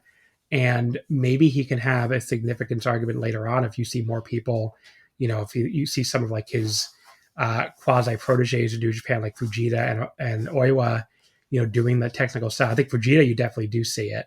And maybe that can, keep this style alive, this like British technical style. But if anything, right now to me, he looks more like a guy who, is keeping a past style alive more than anything. Jeff, why don't I start with you this time? What do you think of Zack Sabre Jr. as a Hall of Fame candidate? So I would vote for Zack. I remember listening to Rich and company do like the Gordy list thing, and they're like, is he one of the 10 best wrestlers ever? Well, no. Is he 25, 50, 100? And I thought long and hard about it, and I don't think I can name 25 wrestlers I think are better in ring than Zack Sabre Jr. all time. He scratches like the perfect itch for me as far as in ring. He's like been my favorite in ring wrestler in the world for probably 3 to 4 years, possibly longer. I mean, he just does a lot of things I enjoy. I think this most recent run of him as a heavyweight, where his strikes have gotten a lot more crisp. A lot of his work has tightened up even more than it did in, say, like 2017, has really benefited him. I think I would put him in on work alone. Just a few like little quick statistics. He has over 73 matches with the vast majority, I think like over 70 of them being just straight singles matches that have been Observer 4.5 stars or higher. That's insane. He's had 12 matches over 5 stars. I mean, him and Danielson have effectively shared the Technical Wrestler Award for the last 20 years. I mean, I think he's the best wrestler of his style currently. I think for the majority of his career, he's been a no less than a top 10 wrestler in the world. And while I think it's fine to be like, okay, well, let's just wait, because the thing is, he has a style that's going to age well. He's going to still be doing this in 5 years. He'll probably still be doing it in 10. But for me, he's already done enough. I'd put him in purely on work. I agree with you. I don't think the drawing is a negative, and I think to the point of influence, I think Zack and Ospreay have more to do with the the surging British scene for the period that it was kind of producing just incredible talent. I think him and Ospreay have more to do with that than anyone else from that scene. So I think there's a light influence case there, just as far as them helping get that scene moving. I mean, Rev Pro, I think him and Ospreay are just integral to that even existing in the capacity it does. So yeah, this is all just a long winding way of saying I would vote for Zack. I think he's I think he's incredible. What do you think, Adam? I think he's definitely a Hall of Fame level wrestler for in-ring or the performance category. It's tough because it seemed like he was overshadowed a bit by like Ospreay, Omega, Ibushi, Naito, Tanahashi, a lot of those guys from the the golden era of New Japan over the past 15 years. But obviously he was really consistent and really great in his own right throughout that entire period. So yeah, I guess I think he's definitely a Hall of Fame wrestler. Drawing, he's not a Hall of Fame level draw. I do think him getting a run on top is helpful for him, even if it didn't necessarily go the best, but at least he was on top in the biggest promotion in the region. So that does matter. Kind of similar to like, Chris Benoit and Eddie Guerrero, I think a little bit. So it does help. He wasn't just a mid-carder for his whole career. Historical significance, like to your point earlier, I don't think we see a ton of guys wrestling like Zack Sabre Jr. So I don't know if you want to say he's influential, but being the best technical wrestler for as long as he was, like there was a couple of years there in recent memory where he was a better Bryan Danielson than Bryan Danielson, right? He's a very distinctive style, which I think helps him stand out from the pack. So he's definitely someone that I am considering voting for, and I think it makes sense for him to go in eventually. I think he has it's obviously his career is very different from Mochizuki, but I think it's similar in that if you just think he's like just this amazing wrestler with a ton of longevity, then you just have to vote for him. And because he wrestled on a bigger platform, I think he does have a good chance of going in eventually. So I'll say I might be voting for him this year. I haven't totally decided yet, but he's definitely in contention. What do you think, Paul? I definitely am voting for Zack eventually. I can't fit him in this year just because there's other people with only 3 slots. There's other people I have a little higher in priority than him. But as everyone, I mean, I pretty much agree with what most everyone here said. I mean, he's been one of the best wrestlers in the world since joining New Japan, I think. And he's still doing great work. And, we may still be fairly early on in his run as kind of a top talent in New Japan. So within maybe even next year, but definitely within like 3 or 4 years, I think he'll easily be a Hall of Fame candidate. Yeah, I think that's where I'm at too. Is I think I'm going to vote for him eventually, but I don't plan to vote for him this year. I mean, it just feels a little early to me. And this is again where the age thing probably it's just too low for this point. But yeah, just I mean, he doesn't even feel like a guy winding down his career to me. So like, it just feels weird to put him in now. I think I will probably put him in eventually. I just don't see myself voting for him this year with only 3 spots and 2 of them already locked up. So I think that's where I'm at with Zach. I think that's fair because like the strategic voting thing, and like you said, like he has a style that's going to age well. How much more impressive is his resume going to look in 10 years when he's likely still? I mean, to me, he's only getting better year over year. I think there's just new facets to his work every year that are getting better. Yeah, I think if the case for him is his work case is going to be even more impressive in 2, 3, 5 years. So I could get that.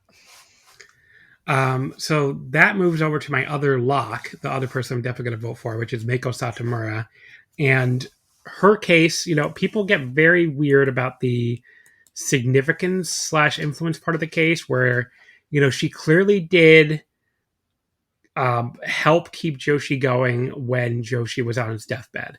So what value you want to give that, I guess, is up to you. I've seen some people argue that it really shouldn't matter because, the Sendai Girls promotion itself has never been hugely successful.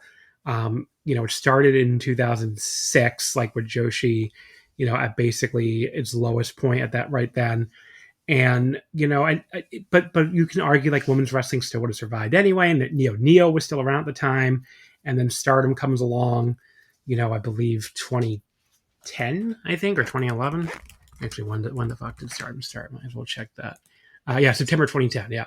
So, it basically like you could say, if Sendai Girls never happened, does Joshi probably survive long enough for Stardom to start in 2010, which obviously, became the number 1 Joshi promotion pretty quickly and just kind of stayed that way ever since. You would say basically probably the answer is yes. You also had like Tokyo Joshi, which started out of, from the same person who was behind, Kuroda's behind Neo, right? I think. Unless I'm remembering that wrong. But yeah, I mean, that's basically the question is, would it have survived anyway? The answer is, I think, probably yes. But to me, that doesn't necessarily mean that he didn't still have, a strong influence in, or she didn't still have a strong influence in Joshi. So I don't know. Just kind of where I'm at with that. And I think it's obviously been a strong positive influence. Or why did I say Kuroda? Tetsuya Koda is the one I'm thinking of. But yeah, it's like he's still probably, he still probably had a strong positive influence on wrestling, even if you just look at some of the people she trained, most notably Jiro Hashimoto and Mika Iwata, but others too in Sendai Girls over the years. And, people have the training has helped people get in before, most notably Ultimo Dragon. So, I do think that's, a positive category for her. Not really a draw, really can't really point to that much of a draw. Though her retirement run did do pretty well this year.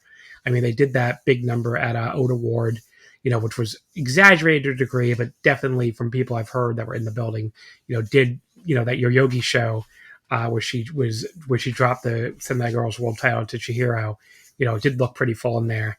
And the Korakuen where she retired, did do a pretty good, again, probably exaggerated with the actual number, but that you could see on even just on camera, that building was completely full to the brim. But it's really just a work case for me. I think she's one of, if not, I wouldn't say the best women's wrestler ever, but she's one of the best women's wrestlers ever for sure. And I put her up there with any man, really. I mean, she's just, again, the longevity of how long she's been doing this, the amount of, she maybe doesn't have like a raw number of outstanding matches to the same degree as Mochizuki, but like, when she's in a big spot, she more often than not delivers, and has been for the longest time. And she has amazing stuff dating back to the 2000s in Gaia. The feud with Aja Kong, I mean, pretty much produces some of the best matches ever between the Gaia matches they had, the 2016 Sendai Girls match they had that I was lucky enough to be there in the building for in Korakuen Hall. She has the feud with Iyo Shirai. in both Stardom and Sendai Girls in the mid 2010s. And then pretty much right up until she retired, I mean, she was still doing outstanding work this year, to the point where I'm just like, why did this person even retire? I mean, that match with Chihiro that I went for, where she dropped the title Chihiro, I went 4.5 on.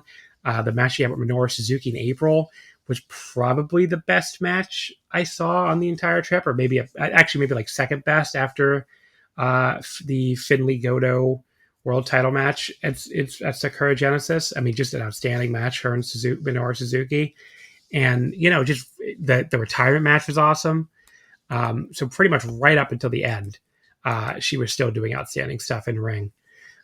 She has like 3 years where she's pretty much only in NXT UK this decade, where that, I feel like that kind of does hurt her. But, just for overall, like, in-ring longevity and, in-ring, just outstanding in-ring performances, I think she's a slam dunk Hall of Famer. So she's definitely the other definite I'm going to vote for. She's on 33% of the public ballots as of right now. And last year she was only at 22%, which was up slightly from the previous year where she did 16%. I kind of wonder if she'll get the retirement bump. Maybe people are paying more attention to the retirement run this year, knowing she was about to retire. So we'll see where she ultimately finishes. I'm still not super optimistic that she's going to get in, but I guess you never know, like I said, with that retirement bump possibly looming. Is there anybody else, I guess, who agrees with me that Meiko is a sure doubt Hall of Famer? Well, she's my number one for like my third pick. It's not a lock-in, but she's the favorite right now. The retirement run really did bring her up in my views, that she's just been this great for so long and had that many great matches earlier this year. One of the matches, you mentioned a lot of her famous matches. The one that you didn't mention, I think her match with Akira Hokuto is like one of the 25 greatest matches ever. I love that match. That's a great one. I totally forgot about that. That is one of the best matches of all time, probably. Yeah. So, and I love early Gaia too. I think she's really great. And like, even, 96, 97 Gaia, just as this fiery youngster.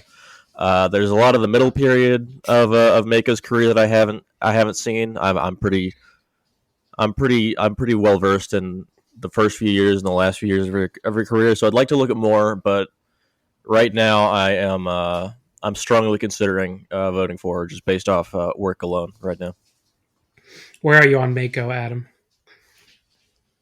Yeah, she's a very interesting candidate. So I'm not quite as high on her work as you guys are, but I do think she's great. I think it's just tough to prioritize with so many great work candidates in the Japan region, and then you have Hayabusa and his influence and some of the drawing he did as well.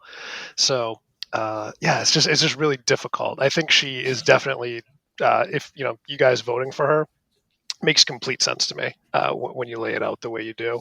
Just might not be quite as moved by it, especially when I'm comparing her to Sabre and Mochizuki from a work standpoint as well. But it's tough. It's tough. But yeah, I certainly do think she has a very good case, and interested to see if she gains some traction this year. So I would consider voting for her for sure. I just don't think she's going to be in my top 3 this year. All right, folks. So we had a bit of technical difficulties there. So hopefully I'm able to put this together in post in a way that makes sense. But basically where we got cut off is I was asking Jeff about Meiko Satomura. Jeff was not able to answer, and then I gave a whole long intro about Iyo Shirai. It doesn't seem to have recorded, so I'll have to do that again. But Jeff, what were your thoughts on Meiko Satomura? Yeah, so not to be anticlimactic, I don't have a lot on Meiko. I've watched her. I think she's a great worker. I'm not probably as high as you are on her work. She's not my favorite all-time Joshi. She's probably somewhere she's closer to 10 than she is top 5. So she doesn't have the work case for me, like the next person does. But I think. And I'm just not informed enough on her influence on, post All Japan Joshi to really. Well, see, so the one thing I want to say too is what that's a good point though too, because I feel like most of the people who make the strongest anti-influence or significance argument are also people who don't like Joshi. So I'm just like, if you don't even like Joshi, then why are you like so sure that she? I don't know, like I feel like most Joshi fans would say, I've never really heard like a big Joshi fan say that she's not historically significant. So I don't know. It's maybe that person might be out there, but it's just it feels like the type of person who doesn't think she's historically significant is the type of person who doesn't like Joshi to begin with. No, I agree. It feels like it's always a case made by somebody who's like. It seems like the core case is that she's not like only your top Joshi wrestlers can get in, and she's just not like she's not Meiko Satomura, or she is Meiko Satomura. She's not like Akira Hokuto, right? But that's I think she's almost as good as Akira Hokuto. that's but like I don't think, but like Hokuto I think has a better drawing case. Oh yeah, and was a bigger star, but like it feels like there is a bit of an unfair kind of suggestion that you can't. I guess Joshi just doesn't. I don't want to say deserve to have the same. Yeah, I find it funny because it's the same people now are arguing. Some of the same people now are arguing. I guess we'll get to this when we get to US Modern, that like people should be in for the Ring of Honor work in the 2000s, and like Joshi drew better than Ring of Honor in the 2000s in the Gabe era. Yeah, and like by the way, I'm one of those Ring of Honor guys, but like at the same time, it's like if somebody said they wanted to vote for Meiko on work alone, I'd say sure. And I just think some people need to be more honest about like. I think a lot of Meiko's best work and her influence happens in a place that is a blind spot for a lot of voters and a lot of fans in general. Yeah. And I think it's more honest to say that than to be like, oh, well, of course she can't have an argument because Joshi just doesn't matter. Like that just feels unfair. Yeah. And like the 2000, like I was in the building for a lot of that 2000s Ring of Honor run. I mean, those crowds were smaller than a lot smaller than your average Joshi crowd. Yeah, I mean, like you're talking like 300 fans for a lot of those crowds or less. So, yeah, I don't think anyone. I guess what I'll say, I think it's interesting. Like one of the reasons I asked about like Dragon Gate, like where it ranked throughout Mochizuki's career in terms of how big it was, is I think that feeds into historical significance for some of the candidates. Is just also like what was the size of the platform where right. No, I get took place, where their work took place. So, but I do think it's an interesting question. Like, do you need a Joshi representative for this period of time where Joshi was down? At the lowest point it had been in decades, and it's better now too. And so, obviously, so that's an interesting point I was going to make too. The fact that it's doing better now. I mean, even Sendai Girls has been doing some pretty good crowds this year, not to the level of Stardom, but like they did a few, even after Meiko's retirement, they did a pretty good number in not the Sendai Pit show, the big show and Sendai show. They've done two of them that were both pretty good. And their Korrigans have been like around 1,000, which is not like outstanding, but like it's still better than plenty of other men's promotions. I mean, Big Japan would kill to do 1,000, and it feels like if we're at the beginning of what feels like a big upswing in Joshi, I feel like that makes her candidacy even better as from a significant standpoint, because whatever I think you think of the argument that she kept it going, she was clearly a big part of this lesser period that's now leading directly into a period where Joshi is going to be, at least this year so far, has been a much bigger part of the overall Japanese wrestling scene. And it could be that way for years going forward. We don't know yet, obviously. But, if this continues, with Stardom clearly being the number 2 promotion in Japan at worst, and, in many ways getting more mainstream, mainstream interest than New Japan is right now. When you look at what Saya Kamitani is doing as the top star and all the, talk shows and, celebrity shows she's appearing on, I think that will help her candidacy, because Meiko, was one of the people who helped keep Joshi going and build Joshi up to a point where it could get to this point, if that makes sense. Yeah, I think I'll just say for work and like performance, like it just, if you think someone's like an amazing worker and Hall of Fame level, and that in and of itself is enough to vote for them, then vote for them, right? There's no argument there.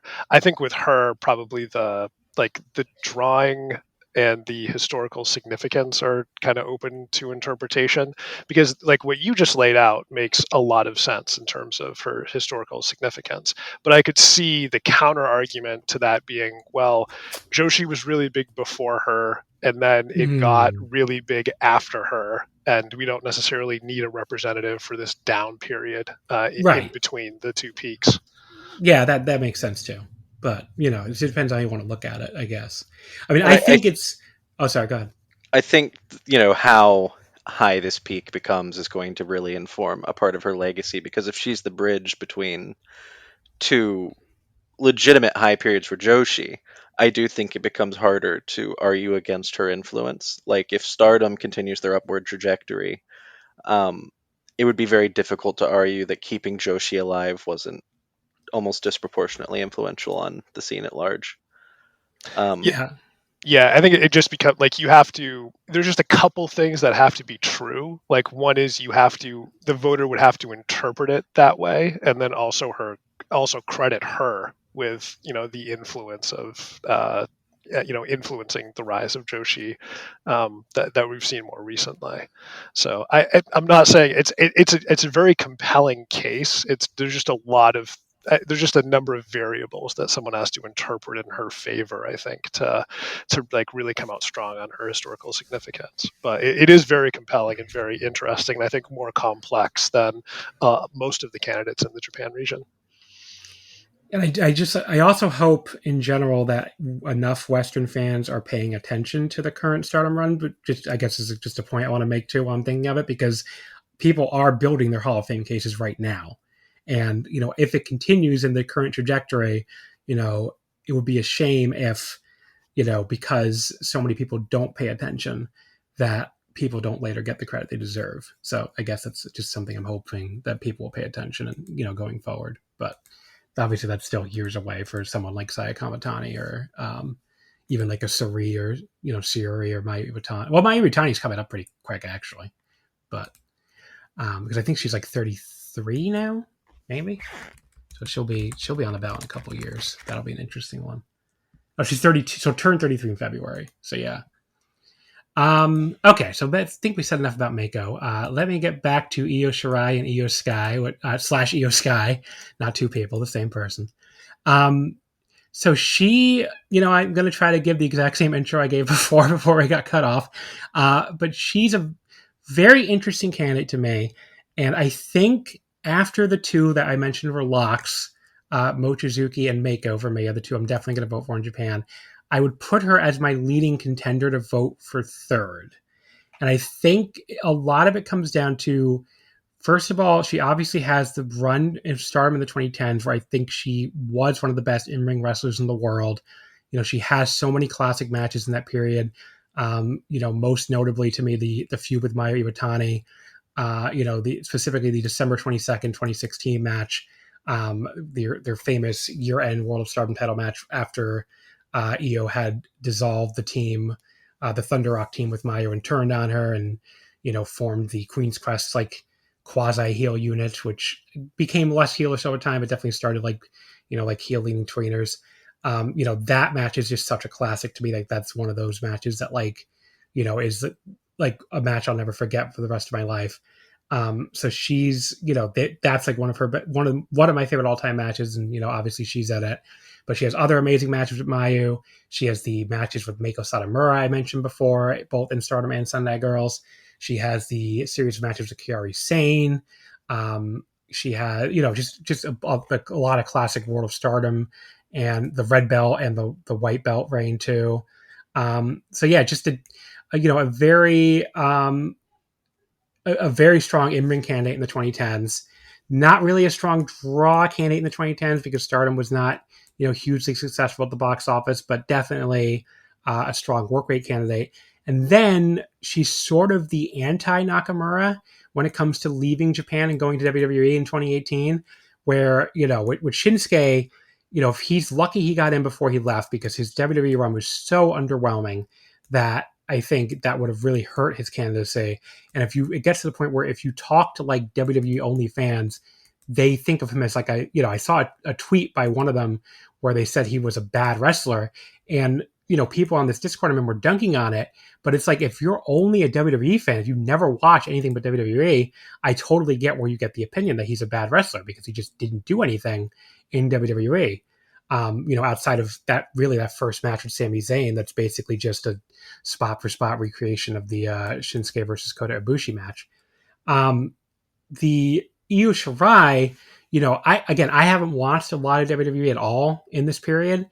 So, but people I know who watch WWE regularly and are not like, fed drone type people, would say that she's been one of the best wrestlers in WWE in this period.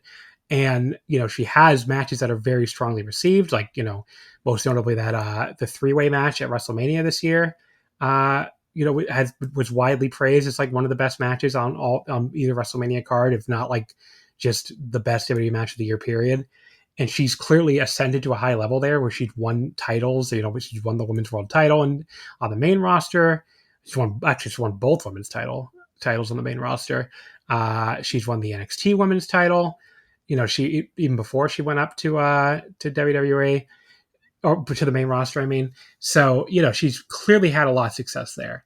So when you combine those two things, the fact that she actually has been successful in WWE, as a top woman in the company, and the fact that she had that amazing work rate run in Stardom, I am leaning towards voting for her. I think I wouldn't say definitely, but I think she's probably going to be my number 3 vote in the region. I guess let's do this again. Anyone again agree with me that you're strongly considering or even just going to vote for Iyo? I'm strongly considering her. It's tough though, because I have Hayabusa as my lock, and then we talked about Zack and Mochizuki, and Iyo's the other one that I'm trying to kind of balance between those. I think she's definitely a Hall of Fame level performer.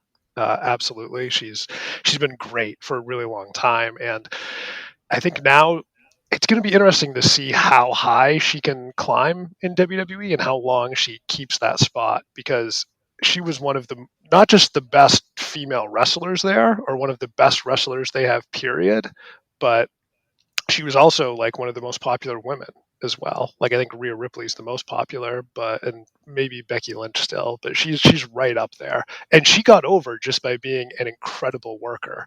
Like, they did not have her penciled in to be like, at the top of the division for as long as she was. She just had such strong performances that she kept getting more and more over, that they kept pushing her and kept her on top a lot longer. Like, she was just, when she started with Damage Control there, she was just a lackey for Bayley. Like, that was the whole point of why she was there. But then she just outshined everyone else in the division so much and took advantage of every opportunity that she received, that she just got over more and more, and they kept pushing her. So I'm interested to see how her WWE career continues to go, because I think if she, reaches even greater heights or keeps this up longer, she adds quite a bit of historical significance to her case as well. I should mention this is also her first year on the ballot, I believe. Yes, it is. I don't see her on last year's ballot. And right now on the tracker, she's at 22%, so 2 out of the 9, which I'm a little surprised she's not a little higher, but only 9 votes, so it's not a huge sample. Go ahead. I was going to say, I am personally kind of in the strongly consider and lightly leaning yes category. So she was kind of wrestling during the period where I was most familiar with Joshi.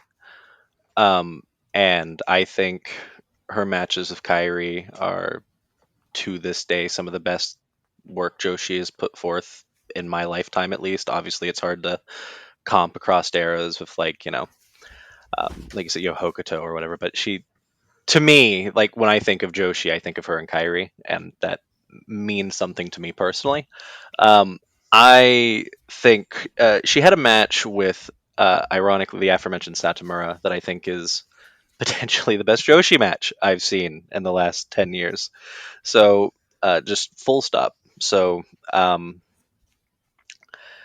combining that with her success in the WWE, combining that with her, I think her run in Stardom in general was pretty widely regarded as successful. I'm not as familiar with the drawing bits. That wasn't the point of my fandom at the time. But yeah, she for me, I think even if I wouldn't vote for her this year, would eventually make it in, if not exclusively on work, with mostly work and then a bump from influence, which, I mean, she might be a candidate for the most successful Japanese wrestler in WWE history at this point. I think it's between her and Shinsuke. And like Yeah. I know Shinsuke gets, as John just said, gets ragged on for his work, but he was the best drawing champion NXT ever had and he was part of them like launching like them as a touring brand, which was significant then. And then he also, he headlined quite a bit in the 2017 and 2018. And then once he finishes him and AJ Styles hitting each other in the balls program, he's pretty much dead after that. But he had a couple of years there where he was doing really well. So yeah, it's between those two as to what the most like successful Japanese export to WWE is. Well, and the thing is, she's like 35. She's got time. Nakamura is very clearly on the downturn. She could be, if she's still at this level in 5 years, it's a no-brainer. Yeah, she's also going to have a chance to have a great match in Japan, and probably like in like less than a week, I think. The match with Mayu Iwatani. Didn't she wrestle in Marigold last year? Am I misremembering that? Yeah, she wrestled it to me. Yeah, that was pretty good if I remember correctly. Yeah. Paul, what do you think about Iyo? Yeah, so I'm not super well versed in Iyo's career. I've seen a handful of her WWE matches where she looked very good, particularly the WrestleMania match. And I thought the Marigold match we just mentioned, I thought that was a great match. But I've been trying to make an effort to go back and see a lot of her Stardom work. I just watched, there's a video on YouTube compiling her entire first Red Belt reign that I've been going through. And those matches have been great. And I'm going to keep looking at more of her work. But with only one spot left open, I do place more priority on Meiko at this point than I do Iyo. So if anyone's going to get the spot, it'd probably be her. But I'm going to keep watching, and I may vote for Iyo eventually, just not this year. Yeah, and the other thing too is like her that like.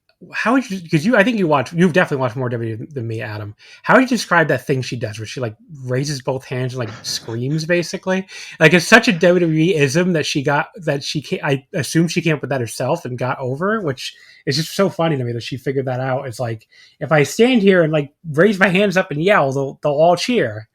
Like, yeah, she like points at her head too. Like that's something she does. Yeah, she has a couple like gestures and mannerisms that she does that pop the crowd. I'm really surprised how well she's adjusted, because I don't know how, like, because the style is different, right? Like it's not, some people don't, both men and women don't adjust very well. Like Kenta, most notoriously.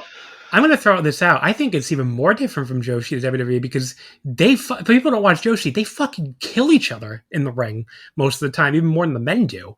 So to go from possibly the stiffest work environment in the world to possibly the least stiff, that had to be an incredible adjustment. Yeah, like Julia's struggling a bit. Like now, some of that's just how they didn't give her a run very long in NXT, so the audience wasn't that used to her before they called her up, and then she isn't prioritized as much as others. But also, her matches haven't been anywhere nearly as good as Iyo's. So like she's someone who has struggled a bit with the transition. To be determined whether she can overcome it or not. But yeah, Iyo she's been great the entire time she's been there. So it's really impressive. Yeah. But yeah, just going from a promotion where like you're expected to kick people in the face to one where you're not expected to do that at all. It just must be very difficult. So I was hoping Julia was still going to kick people in the face anyway, but she's not doing that, unfortunately. Yeah. But yeah, I think it seems like we all kind of feel the same way about Iyo too. So, some people a little more high than others, but yeah. Okay. So Tiger Jeet Singh is next. He's been on this ballot a while, I believe. Let me see if I can find. He was on and then he fell off, and then Dave switched regions with him. Okay. A bit. So his years on the ballot are 4 consecutive and 6 total, I believe. So far, 1 out of the 6 voted for him. on the public ballots. And then why did I accidentally close this? Let me see what he was at last year. Last year he was at, I just saw his name. Oh, he was pretty high last year. 27%. Okay. So, oh no, I guess it was last year. Last year might have been the first year he was back on. Last year, he was back in Japan, I think, for the first time last year. Okay. Before that, I think he was in historical. Okay. I can't remember what he did then. But yeah, so he's at 27% last year. They don't have a number for him for 2023. So yeah, he's a weird one. To me, his case is very simple. He's a huge draw in Japan. He did enormous business with Inoki. He was I would say he was historically significant in that he set this kind of rampaging gaijin character that became very, very popular in Japan and many people emulated successfully. I just think his in-ring is so fucking bad that I could never even consider voting for him. Like, he's such an enormous negative in-ring that to me it wipes out the positives of the other two categories. Like, just I don't know if people have ever. I assume all of you have seen at least one Tiger Jeet Singh match. I mean, his match is he just doesn't do anything. Like, I don't know how else to describe it besides he does fucking nothing in these matches. I mean, just, it's not even just like an all old wrestling is boring thing. It's just like, there are plenty of old matches from that era that are relatively exciting.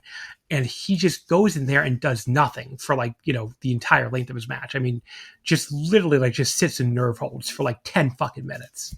Like, it's just he just does his matches are the best you ever see from him is really boring brawling. Like the most boring brawling you've ever seen in your life. So just, I don't know. If anyone feels differently, I guess let me know. But to me, his in-ring is so fucking bad that I could not even consider voting for him.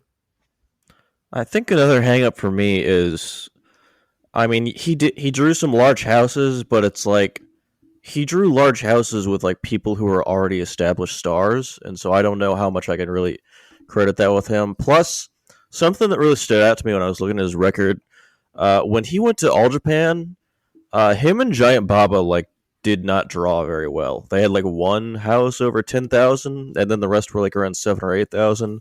Which I thought was really interesting because right after he goes back to New Japan for another program, and it's immediately over 12,000. Obviously, he goes to FMW, and draws a big house or two over there. So I don't know what the hang up was there. I just find it really interesting. But I think All Japan people maybe they just had a better. I don't know. They're just used to a different style of. Well, Abdullah did really well there, so I don't know. Yeah, but yeah, I was gonna say they weren't into that brawling style, but Abdullah did well there. I think Abdullah was a lot more exciting than. Oh well, for sure. No sure. shit. I think I think All Japan fans may have been averse to that kind of brawling if it was also shit, which I guess that kind of makes my opinion on Tiger. I agree with you. I don't think he was. I think he was so bad in ring that it, as you said, it detracts from the rest of his case. And I'd love to see, I again, like I said at the very top, I haven't watched a ton of 80s. Even I've watched more Japanese 80s wrestling than American. So I've only seen a small number of Tiger Jeet Singh matches. So if there's some fucking long lost classics out there, I guess someone can let me know. But every time I try to watch him, he's fucking horrible. Allow me to pitch in as the foremost. I'm not the foremost expert on this, but there's no long lost classics. He was never good in ring. His work was. I mean, that's everything I've heard. And I think that's a lot of why his period as a draw was pretty. I don't want to say short, but it kind of his peak as a draw was very short. I think he gets a lot of residual, like a lot of wrestlers from then did, where he could still kind of draw later into his career just because he's associated with such a boom period. Yeah, I think standing across from the wrestlers, someone like Baba, kind of gave you prestige later into your career, just generally in Japan. But I mean, I don't know. There's not enough there from a drawing perspective for me.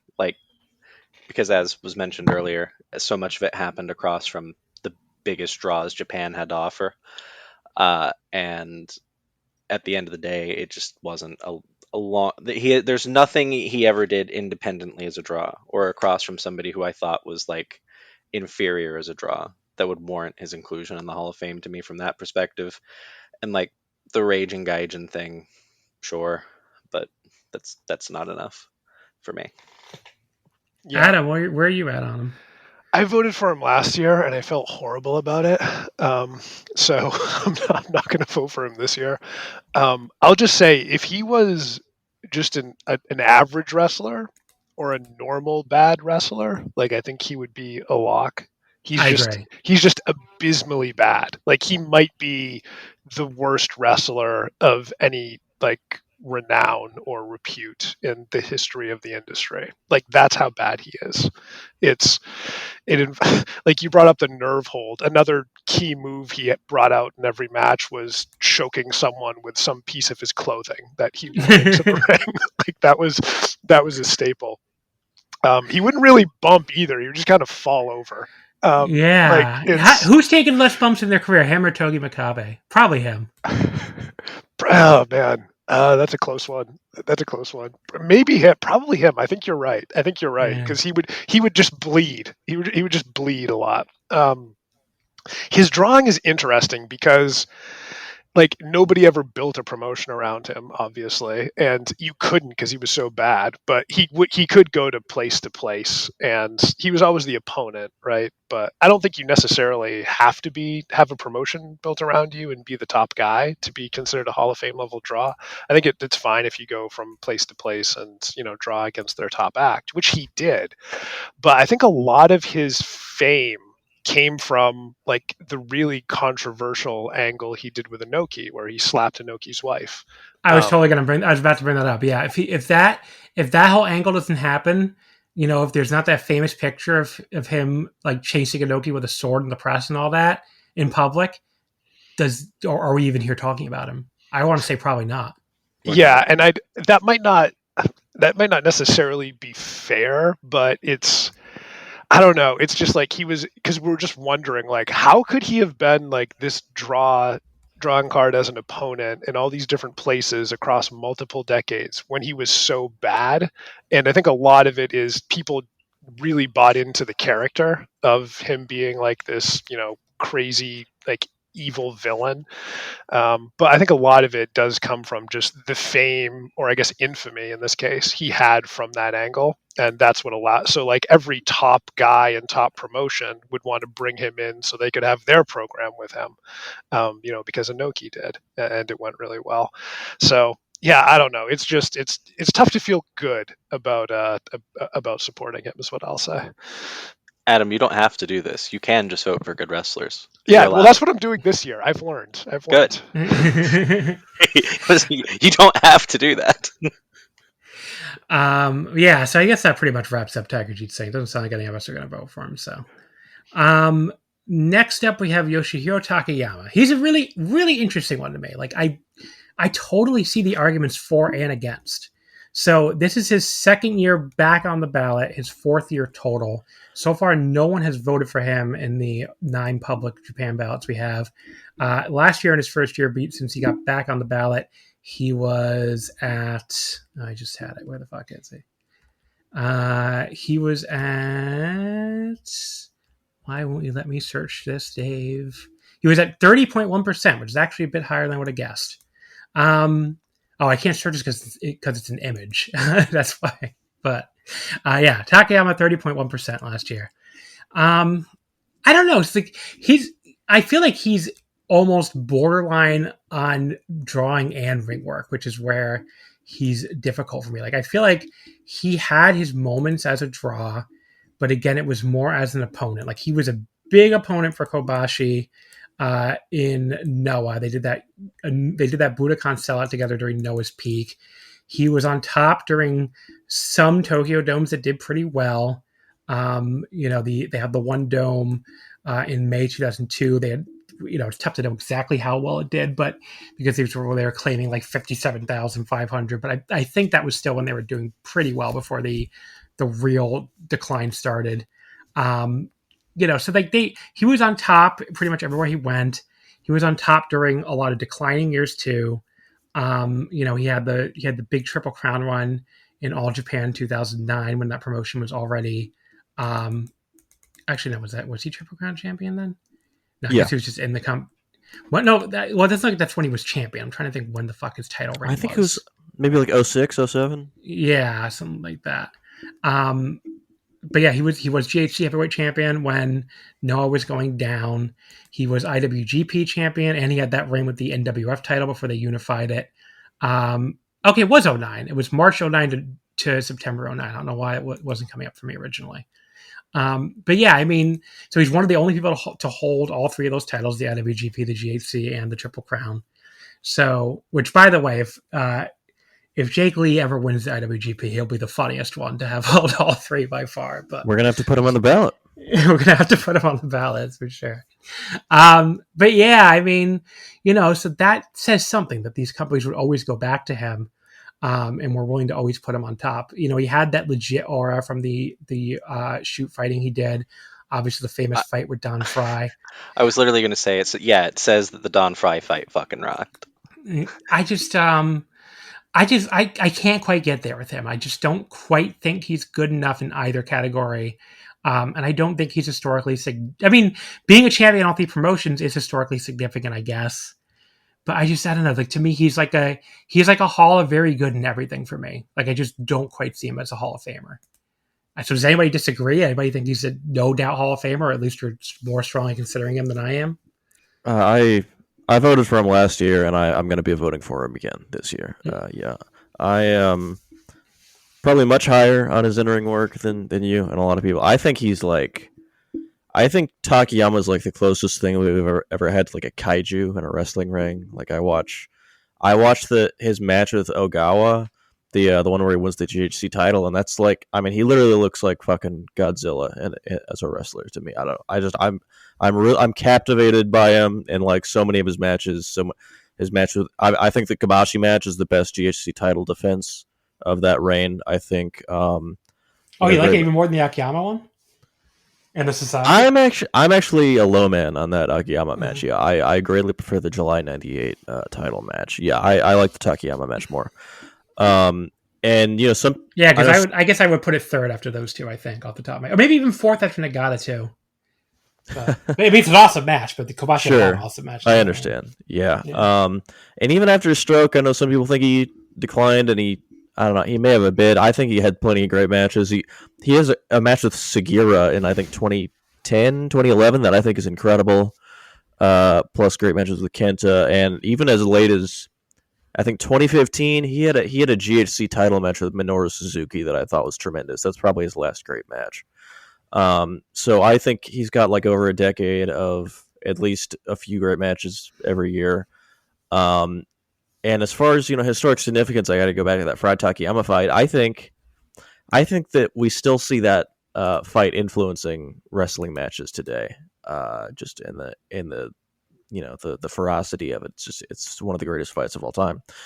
Can we mark that as a negative though, because no one replicates it with the same ferocity, and it always looks like dog shit. Yeah,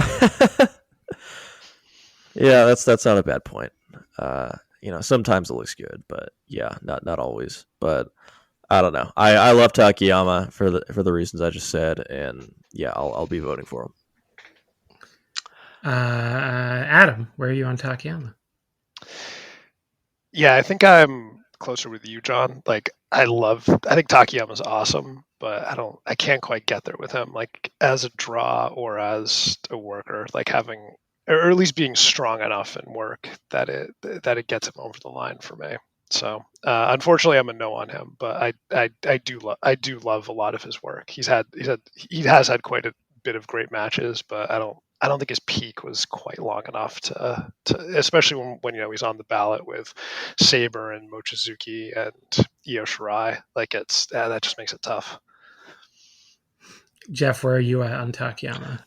Yeah, I'm kind of in the same boat. I mean, I wish I could include him because, like, the Fry Takayama fight scratches so many of my itches personally, like as far as my fandoms are concerned. But yeah, I mean, there's not a long enough window of great wrestling for me to consider him. There's not enough of it. He is incredible to watch. Like, he peaks as high for me as almost any wrestler ever. he's incredible in that sense, but it's not enough for me to consider putting him in. The volume isn't there, I guess, and yeah. So there you go. There's your Takayama takes. All right, our last wrestler for Japan are actually a tag team: Manami Toyota and Toshiyo Yamada. I mean, this is a super interesting one to me because I see like unlike the other two teams we talked about. Well, Kojima and Tenzan are kind of a different story. But with Inoki and Sakaguchi, I think we all kind of came to the conclusion that okay, there's really nothing here that they bring to the table that Inoki didn't already bring to the table by himself. With Toyota and Yamada, I think you can make a serious argument they were both a Hall of Fame level team, and as if certainly in ring. I mean, they just had so many classic matches in All Japan Women's in the '90s, and maybe even as draws. I mean, maybe they, again, Toyota was a huge star on her own, so it's tough to tell. But like, it seems like they did do really well as a team on top together. They main evented some very big shows, or like had lots of really, really famous matches together as a team.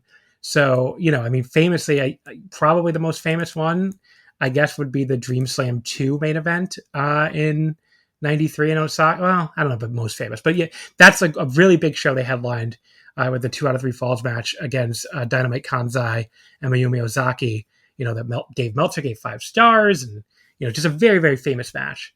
So, I see the case for them, unlike with Inoki and Sakaguchi. It still does feel a little weird to me to vote for a team when, Yamada's not in the Hall of Fame by herself, right? Toyota definitely is. Yeah, Toyota. Okay. Yeah, Toyota's in, not the other one. Yeah.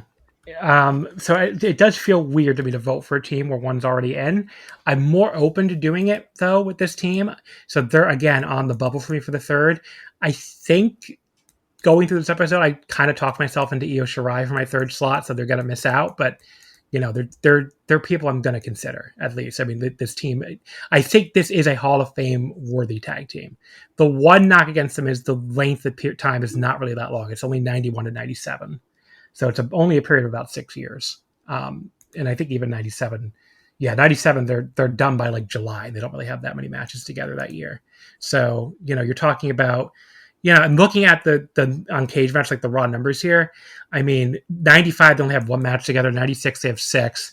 97, they have 11. So it's really a period of about, in 91, they have 11. So it's really just like 92 to 94. So the longevity thing is the strongest argument against them. Yeah, it's really only about 2.5 years from what I've heard other people talk about, that's the biggest sticking point for me, which it sucks because personally, I think that Yamada Toyota versus Kansai and Ozaki match is the greatest match trilogy of all time. I think they're all 5-star matches, and so I wish I could vote for them. I really have a hard time getting over that length of their run.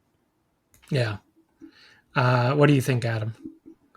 Yeah, same thing. Obviously, a tremendous tag team, and there's a lot to their case. Just wish they were together longer, because you're comparing that to like Hayabusa's whole career, Sabre's whole career, Iyo Shirai's whole career, Mochizuki's whole career. It's just, I can't rank them above like entire careers from other candidates based on the limited time that they had together. Jeff? Yeah, I'm not going to drag that one out. It's a period of time. They don't have enough time together for me.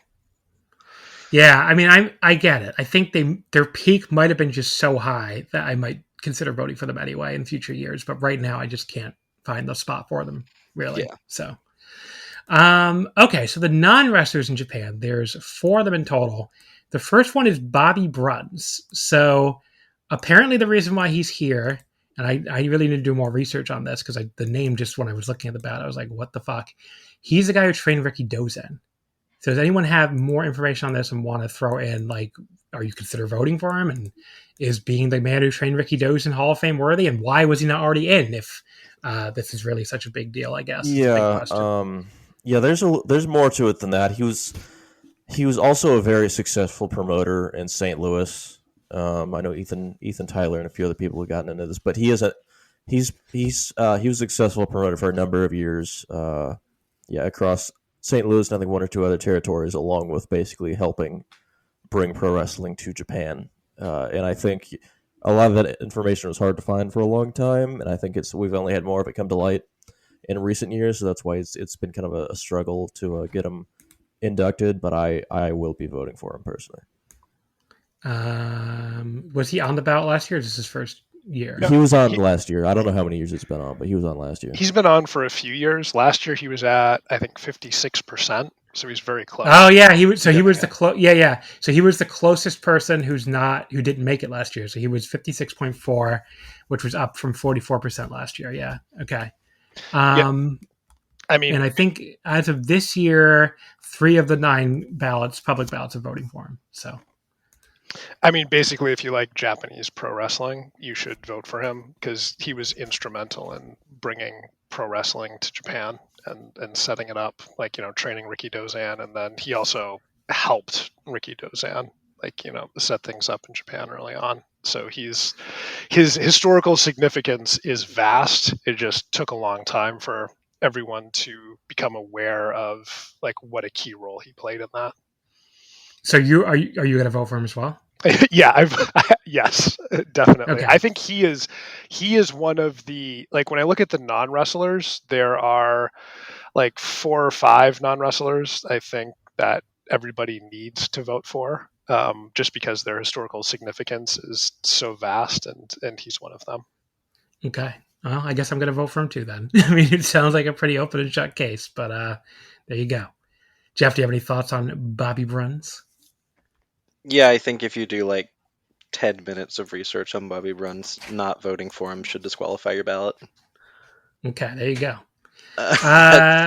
It's that shut and dry for me.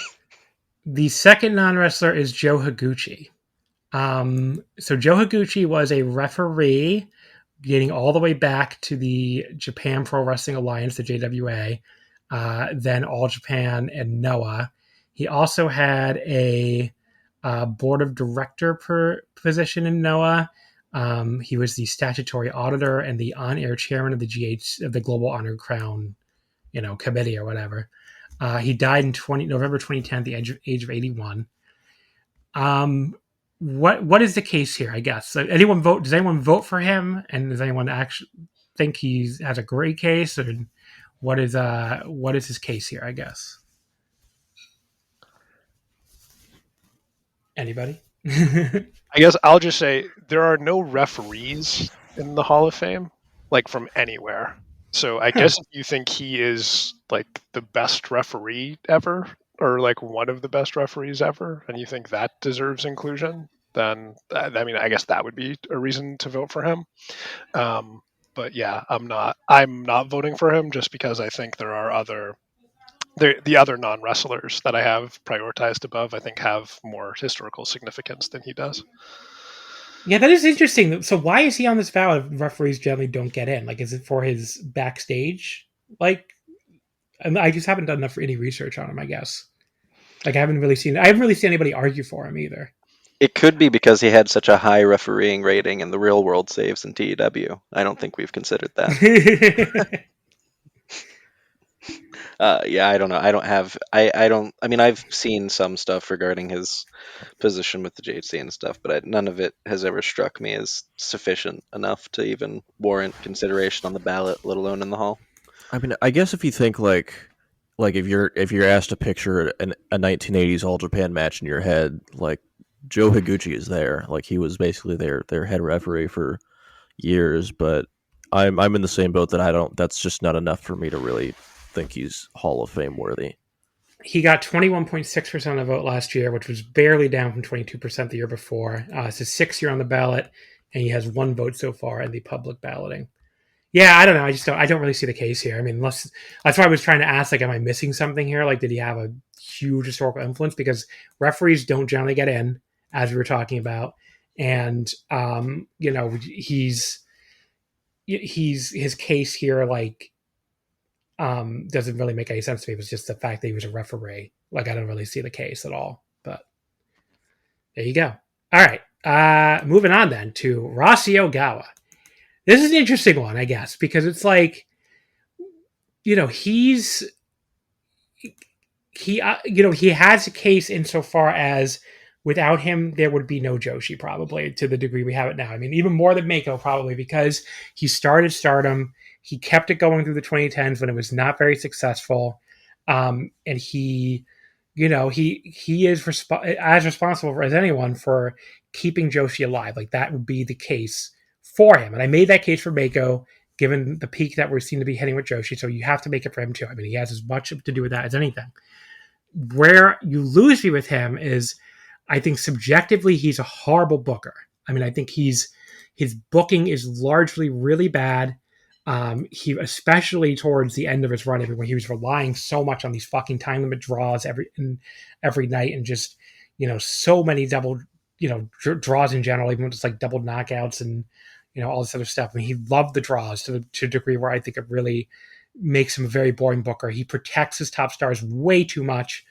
Again, which adds to he has a very Tony Khan mindset when it comes to that, where like Tony Khan also to me overprotects his top stars, and which is funny because Khan apparently hates him, but just very very overprotective of his top stars, very boring and not very good booker. And the sort of the death knell for him as a candidate to me is the simple fact that he leaves Stardom and the promotion immediately goes on to its hottest business period in its history. I mean, it's not even an opinion. That's just fact. I mean, they're drawing their biggest crowds ever. They just drew their biggest Osaka crowd ever last week. They drew their biggest crowd in the Korakuen last month with Azumi and Saya Kamatani.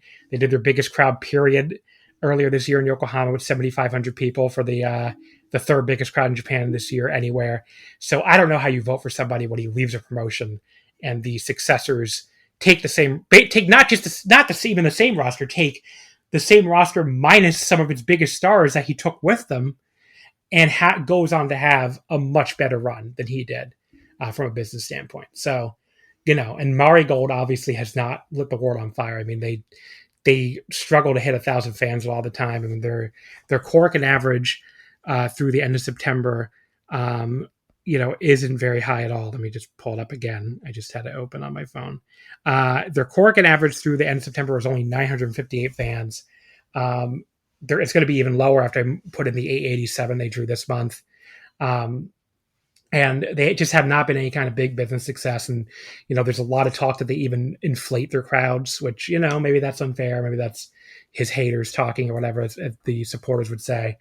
But, the Marigold at minimum has not been a success. I mean, it's not been some kind of big success. And, they got a little bit of a bump this year when Mayu Iwatani jumped from Stardom. But that already seems to be dissipating a bit. And yeah, they're just not. We'll see what the Ryogoku show does. I mean, that's coming up in a couple of weeks. The last time I was looking, and might as well bring it up now and look right now just to say, the last time I was looking, it was not doing well at all. And, Mayu had a tweet that got dunked on a lot by the Stardom fans, where she was it came off almost like she was begging fans to go. So, I mean, it's just, they're just not, they don't look like they're doing very well right now. It's just, they're just not doing very well from any kind of drawing standpoint. As I try to look up these Marigold Grand Destiny tickets. Yeah, I mean, it's doing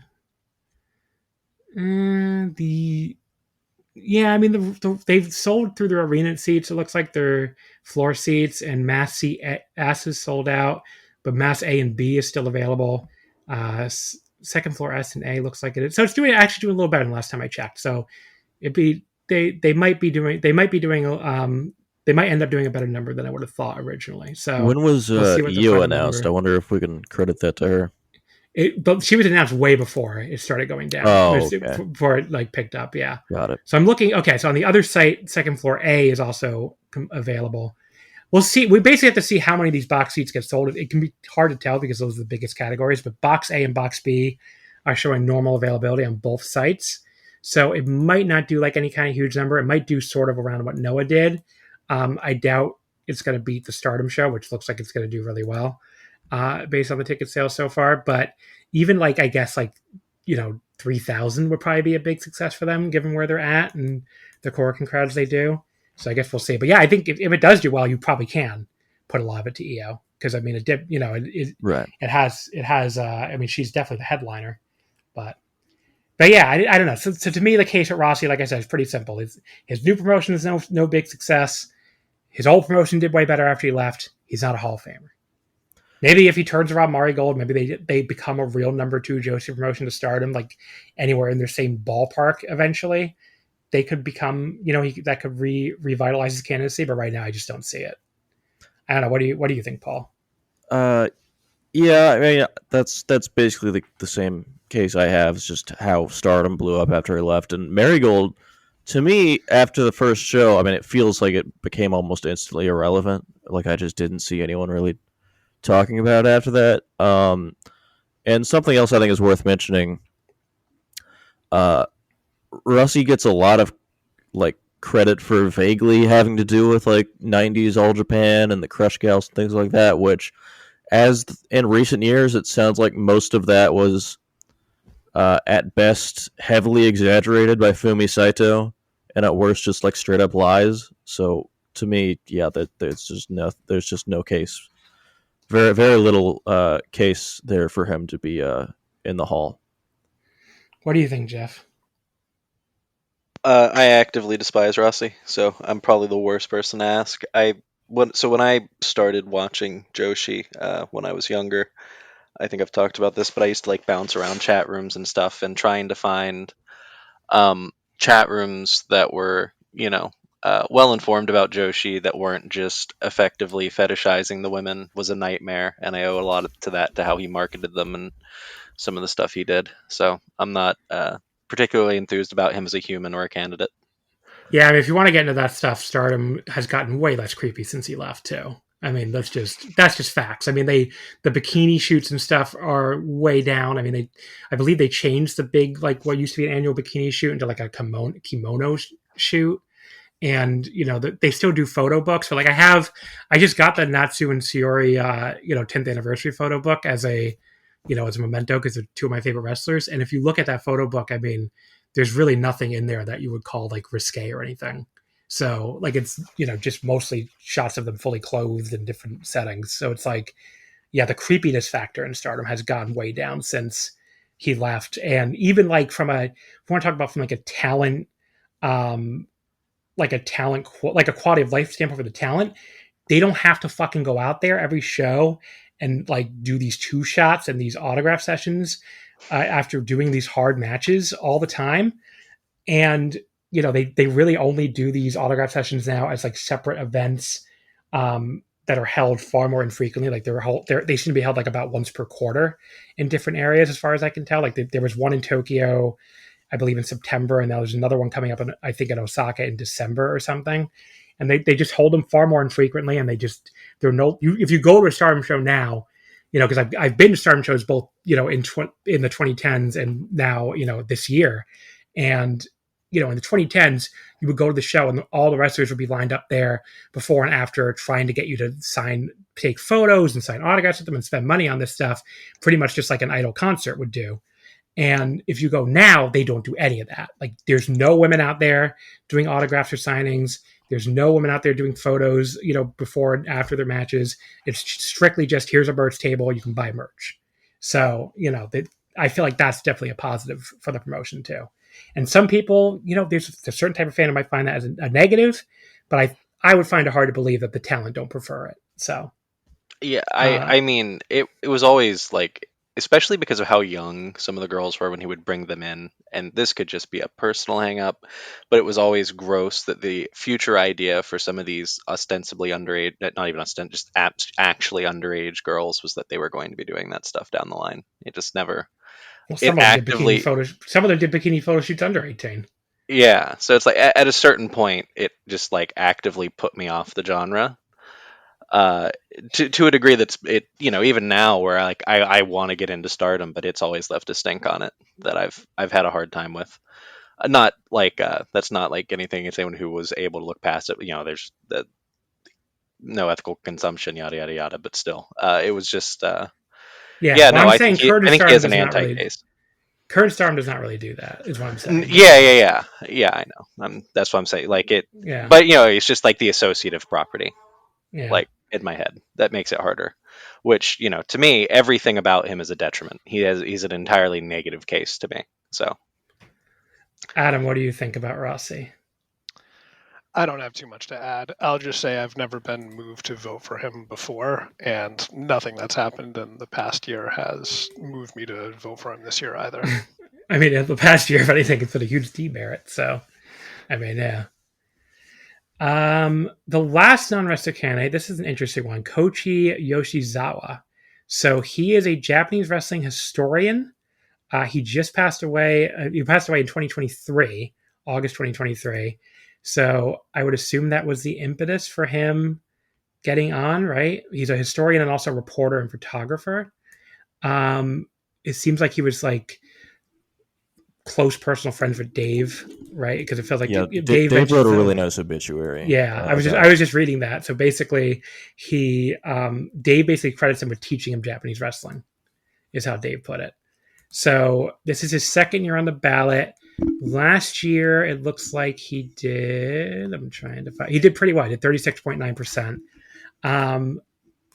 But yeah, I don't know. I don't really have a great feel for him on like where do you guys land? I mean, we plan to Paul and Adam. Are you planning to vote for him? Did you vote for him last year? What do you think? I did not vote for him last year. I think he has a case, and I could see voting for him eventually. He's not in my top slots that I have available for non-wrestlers, so I don't think it's likely I'll be voting for him this year. Yeah, he's someone I didn't vote for last year. I'm definitely considering it this year. So obviously, he was a historian, but I think his work as a reporter was very significant because he was kind of vital to the flow of information, like from what was going on in Japan coming to the U.S. and then the other way as well, like what was going on in the U.S. flowing to Japan in the time, before internet. So it increased the awareness of that each country had about both people in the industry and outside of the industry about what was going on in the other side of the world, and led to like certain talent decisions being made about who they would bring over and vice versa. So I think his it's tough it's a little bit like Bobby Bruns, right? Where until Dave wrote about it a lot, like I don't think people knew who he was or how influential he was. But the more that I've read about and listened about him, he's a very interesting figure in terms of what influence his work had on the industry. Jeff, do you have any takes on Koichi? I don't. I mean, I think I don't think I would vote for any wrestling media person other than Dave. Okay, there you go. All right, so let's recap real quick. So who are we going to vote for / who are we considering in Japan? Again, it's 3 maximum. For me, again, my locks are Mochizuki and Meiko Satomura. I think they both, just from an in-ring standpoint, are so overwhelming that I would have to vote for them. And now I'm leaning towards Iyo Shirai as my third vote. I would consider Hayabusa. I consider Toyota and Yamada. I think those are the next 2. I think Zack just feels too early for me, even though I think he's on the trajectory. But I do think at the end of the day, I'm probably going to end up voting Iyo Shirai as my third, along with Mochizuki and Meiko. Adam, where's your ballot in Japan going to land? Yeah, so Hayabusa is my lock. I voted for him consistently, going to do so again this year. And then my other 2 spots, and I will use both of them, I'm trying to decide between Zack Sabre Jr., Iyo Shirai, and Mochizuki. So I'll make a final decision at some point, but it's going to be 2 of those 3. And then, where do you think you're leaning right now? I think I'm leaning Sabre and Mochizuki right now. I do really like Shirai, but she's a little bit younger, and I think she has more. I do want to see more how her WWE career plays out. I'll say. So I think so. I'm leaning Sabre and Mochizuki as my other I 2. didn't say non-wrestler. I think I'm probably going to vote for Bobby Bruns, and then that might be it. Yeah, Bobby Bruns, I'm definitely voting for him. And then I might vote for Koichi. I have to figure out. He's in contention for my last non-wrestler vote. All right. Paul, where's your Japan bout looking? What's your Japan bout looking like? Yeah, so my locks are Masaaki Mochizuki and Yoshihiro Takayama, and I'm probably gonna vote for Meiko as my third pick. That's where I'm at right now, and I will be voting for Bobby Bruns among other his non-wrestler candidates in other categories. And Jeff, if you had a ballot, I guess where would your votes go? Bobby Bruns, Zack, Mochizuki, and then the last one's kind of a float between Hayabusa and Iyo. I'd probably do Hayabusa this year, just so you can. My hope is that he gets on this year, and you can. I would probably move to Iyo after that. There you go. All right. So we've already gone about 3 hours. Why don't we do this for a U.S. Modern? Let's quickly all give. So it's 6 candidates total you can vote for at U.S. Modern. I'll quickly give who I think I'm going to vote for, and then we'll each do that. And we can maybe at the end of it talk about other interesting people really quickly that we're probably not going to vote for. I'm not going to use my max in this category. I don't think. I don't find a lot of these candidates overall compelling. I'm planning to vote for the Briscoes. These are my definites for sure. The Briscoes, CM Punk, Cody Rhodes, Sabu. Those are the ones that I am pretty strong on. There's a lot of other people I find interesting and I find arguable. I just, like the biggest one that I'm iffy on is Moxley. I just am not as high on his year at AEW as a lot of other people seem to be. And I'm just not, I don't find him as compelling in ring in general. So that's where I'm at with him. And, I think he has a decent drawing case, especially since, AEW, he was obviously very influential at the start of AEW and all that. I just don't quite see him as a Hall of Famer overall. But it's a very interesting case. And he's probably the next person for me if I voted for another one. Goldberg's another really interesting one. I just, I've always just felt the longevity is not there for him. It's where I've always laid it on Goldberg. Adam, let's just do the pro wrestlers for now, by the way. Let's not do non-wrestlers. Adam, what do you think? What's your U.S. Modern, what does your U.S. Modern ballot look like? It's a lot like yours. This is the region that I've locked down, so I know who I'm going to vote for. So I'm voting for CM Punk, Cody Rhodes, Jay and Mark Briscoe, John Moxley, Sabu, and Samoa Joe. There you go. Samoa Joe's another interesting one. I don't know. I can never quite get over the hump to voting for him, but maybe I should, given like he in ring, like all that Ring of Honor and TNA stuff, and even some stuff from this last AEW run. Maybe it is there for him. I don't know. Yeah, to me, it's just he peaks so high. Like his in-ring peak is so high. Like he's legitimate, like the best wrestler in the world in 2005, in my opinion. And then has a handful of other years where he's right up there. And then I agree with the people who say like, yeah, he had like 5 years in TNA where he basically did nothing of relevance. But he's had a decade since then where he's like aggregated a lot of great work over time, and also like headlined in both WWE and AEW as well. So, and he became a hell of a promo over the past decade as well too. So I just think like, his peak is so high, and there's enough other things that he's done well over the years, both from a drawing and work perspective, that there's enough there. And I think like some of the drawing criticism with him, and I'll say Moxley as well, you have to take into account just what the era is. Like there just aren't that many big promotions to go and draw at. And so when both of them have been able to demonstrate effectively drawing on top for some major promotions, I think like contextually relative to the era, at least I do think Moxley's a Hall of Fame draw. And Joe, I wouldn't assess him as a Hall of Fame draw, but I think he has enough to go with his awesome work that he's Hall of Fame worthy. I also think, and I made this argument on the Discord before, in general, not even just in Japan, but America too, people need to keep in mind when it comes to drawing that drawing people to a building in 2025 or dating back really to the 2010s is much harder than it was in the 60s, 70s, 80s, even 90s, because you're competing with essentially like people having like endless amounts of entertainment at their fingertips at home, which nobody ever had to compete with that before.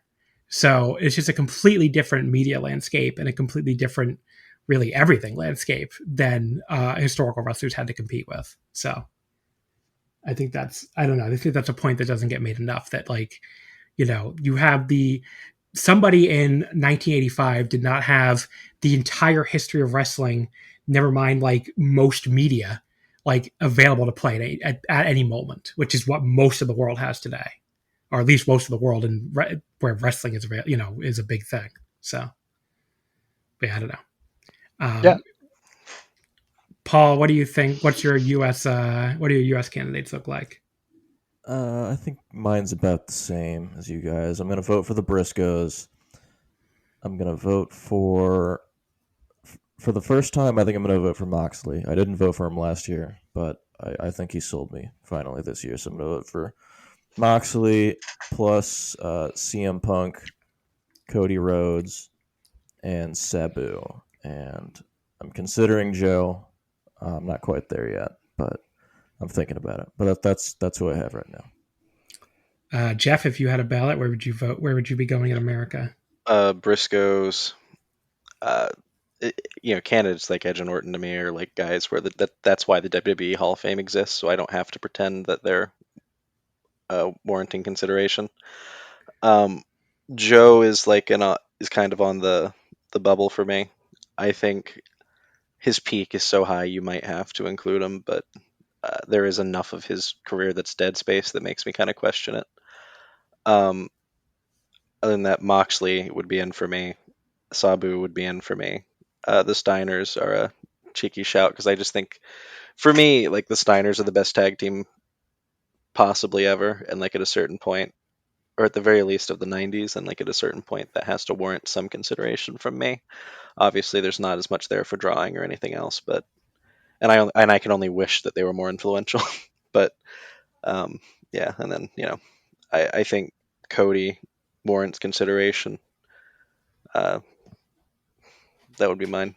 So yeah. I mean, Cody, I don't even like Cody as an in-ring worker at all, like anywhere in AEW, New Japan, or anything else. But like, I just think he's too much between starting AEW, drawing on top of the start of that, and obviously being a big star in WWE when he went back. I just think it's too obvious not to vote for him at this point. Yeah, I agree. I think at this point he's become, just there's too much to his case to really avoid voting for him. I don't feel that way about Punk. I know a lot of people do, but I think that he has enough there are enough marks against Punk to overwrite some of the positives. Right? Yeah, I didn't vote for Punk last year, but I just kind of, at this point, I'm just going to suck it up and vote for him because he's, again, too big of a star in WWE, and just he did draw an AEW when he came back, and I don't know, it seems silly to me not to put him in, even though I don't really like a lot of what he's done. But yeah, I get you. No, I just think there's enough negatives, like as far as great. He was he always blows up wherever he goes, and at a certain point, the same thing describes a lot of people in the Hall, though. No, I agree, but to me, he's like a down. I think he actively hurt AEW by the end. Well, yeah, I think he was an active negative, and so something like that holds a lot of weight to me. And it's his WWE stuff. There was a brief period there where he was a real definitive ratings mover, and he still is to a point, but it just doesn't feel like he has the drawing case clearly. I don't think there's a good argument against that.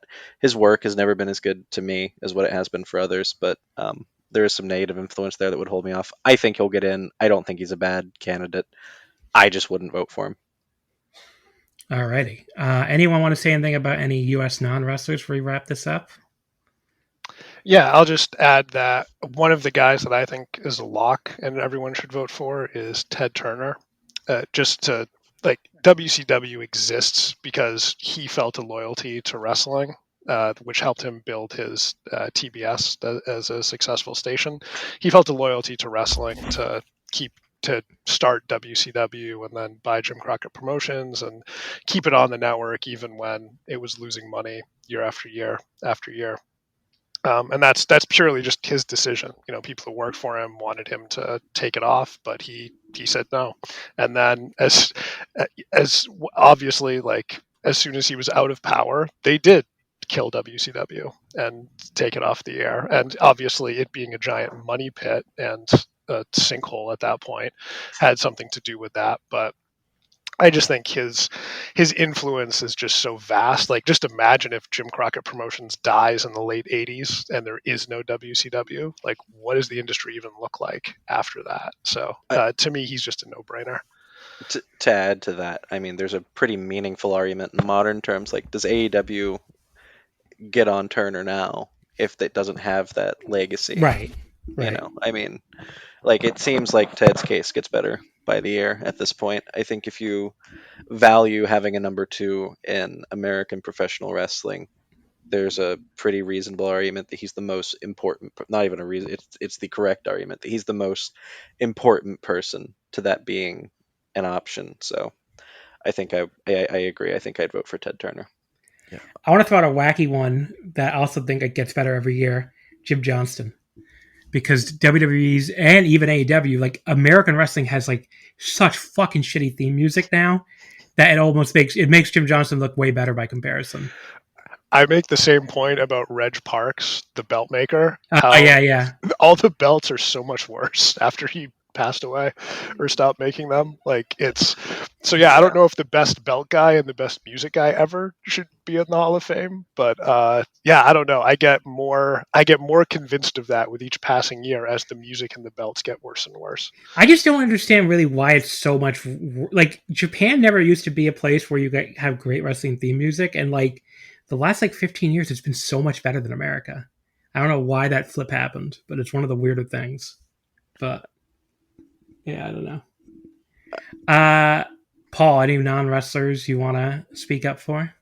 I just want to add, I will be voting for Ted Turner, and I also have to give a shout out to Morris Siegel, who I think is one of the strongest names on the entire ballot. Basically, the kind of the founding father of wrestling in Texas. He ran wrestling successfully in Houston area for decades before it was passed over to Paul Bosch, and so. Yeah, to me, he's someone who should have been in '96, and I think is a no-brainer. So I'm going to vote for him. I would also vote for Morris Siegel, and he has like I can't remember specifically what it is, and I don't want to misspeak, but he has one of the most obnoxious drawing records for a show I've ever heard. There was one show in particular, I think it was some kind of charity show, where they just drew an obscene amount of money, like that just doesn't even make sense for the time. So. Yeah, I'll just add. So I already talked about Bobby Bruns in Japan and Ted Turner in modern. They're 2 of the 4 guys that I think if you're voting in those regions, you have to vote for them for non-wrestlers. I'll just say if you're voting for historical, then Morris Siegel is one of the candidates that I think you have to vote for. The godfather of Texas wrestling, the Texas territory, innovated and popularized a lot of things like blading and tag team wrestling. I don't know if he necessarily invented those things, but certainly made them prevalent. Successful promoter for literally 40 years. Just an absolutely incredible track record there. And then another one is Roy Welch, who was the godfather of Tennessee. And he was before predated Jerry Jarrett there. So very similar to Morris Siegel. Not quite as long, but also very successful, and was kind of founded that territory. So if you're voting in historical and non-wrestlers, then I think Morris Siegel and Roy Welch are the 2 guys that you have to vote for. Alrighty. So we can wrap things up there, I think. This was a lot of fun. Thank you all for coming on. Go one by one here. Any plugs, Adam? Yeah, I'll just say you can check out my author page at Voices of Wrestling. If you're interested in any of the Hayabusa drawing data that I referenced before, I wrote a column a few years ago. It just titled Hayabusa is a Wrestling Observer Newsletter Hall of Famer. So I break down like FMW drawing numbers and Hayabusa's impact on the promotion. So I'll plug that. I will link to it in the description. So Oh, Be good. perfect. Yeah. And then I'm working on something breaking down all the modern U.S. candidates this year. So that should be out, sometime around the end of the month. So check both of those things out. Paul, anything you want to plug? Yeah, so I write not exclusively about wrestling, but I cover a lot of wrestling for my shoot job at a TV station called WFAA. If you go to WFAA.com and just search my name, you can find some of my stuff. I just wrote an article I'm pretty proud of where it was like a 1,200 word feature story. I hung out with a local North Texas indie kind of from before start of a show towards the post show, just to kind of get an idea of how and why they run these. And I thought it was a really interesting look at today's modern indies. And yeah, I think it's worth a read. And I also have on Tuesday, I'm going to be interviewing ROH Women's Champion Athena for she's got a all women's show coming to North Texas. It's her second one. She had a really successful one a couple months back, so we're going to be talking about that and just about her current title reign and things like that. So should be good. If you're listening to this after Tuesday, it should be up already. But yeah, that's all I got going on right now. Cool. Jeff. Plug. I also have an author page on VOW, though it is much less frequently updated in that I don't write. I just lie to Rich about writing. Beyond He sees right through it, Jeff. I figured. Yeah, I figured. Beyond that, I don't know. There's another guy with an author page, J. Michael. Read his stuff. He's great. There you go. All right, folks. So that'll do it for this week. Next week, we'll be back with more of a regular Omakase episode that what you're used to from us lately, where we've run down a lot of different Japanese wrestling shows. So the big one will be the Marigold Ryogoku show that I talked about earlier on the 26th. We'll also do the Stardom 27th Korakuen and the October 20th Starlight Kid 10th Anniversary show. The Korakuens from earlier today, October 19th, from DDT and Tokyo Joshi, and the All Japan October 22nd Korakuen. So all that next week with a returning guest, Snazzy. So Snazzy and I will talk about all that. In the meantime, you can follow us on Twitter at Russell Omakase, Wrestling Would Not Fit. And you can follow me on Blue Sky at Just1MB. And we will see you next time. Hi, I'm Andrew Rich. And if you're like me, you look at the state of modern wrestling discourse and think, wow, what a cesspool.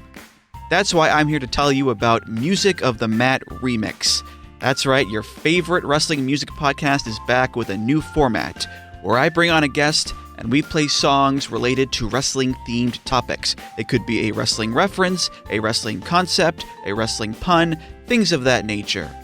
Now you might be saying, Andrew, that is a very, very tenuous connection to pro wrestling on a wrestling podcast network. Is this just an excuse to hang out with your friends and talk about music and ignore the rest of the wrestling landscape? Yes. Yes, it is. So listen to Music of the Mat Remix on the Voices of Wrestling Podcast Network, available on Apple, Spotify, or your podcast player of choice. Hey everybody, my name is Jesse Collins, and I am the host of the Gentleman's Wrestling Podcast, a show right here on the Voices of Wrestling Podcasting Network. On the Gentleman's Wrestling Podcast, we take a deep look at individual issues and stories that are going on in the wrestling world. Each episode is about a different topic, and we take a thorough and educated look at things ranging from current booking trends to breakdowns on individual performers and angles to investigations into different fan cultures across the industry. In addition, we keep a close eye on the wrestling media, and as a professional journalist, I bring a unique perspective to how current issues in wrestling are being covered and discussed through the wrestling media. We have a revolving series of guests from across wrestling punditry joining us on each episode, and we hope that you make the choice to give us a listen on wherever you get your podcast from.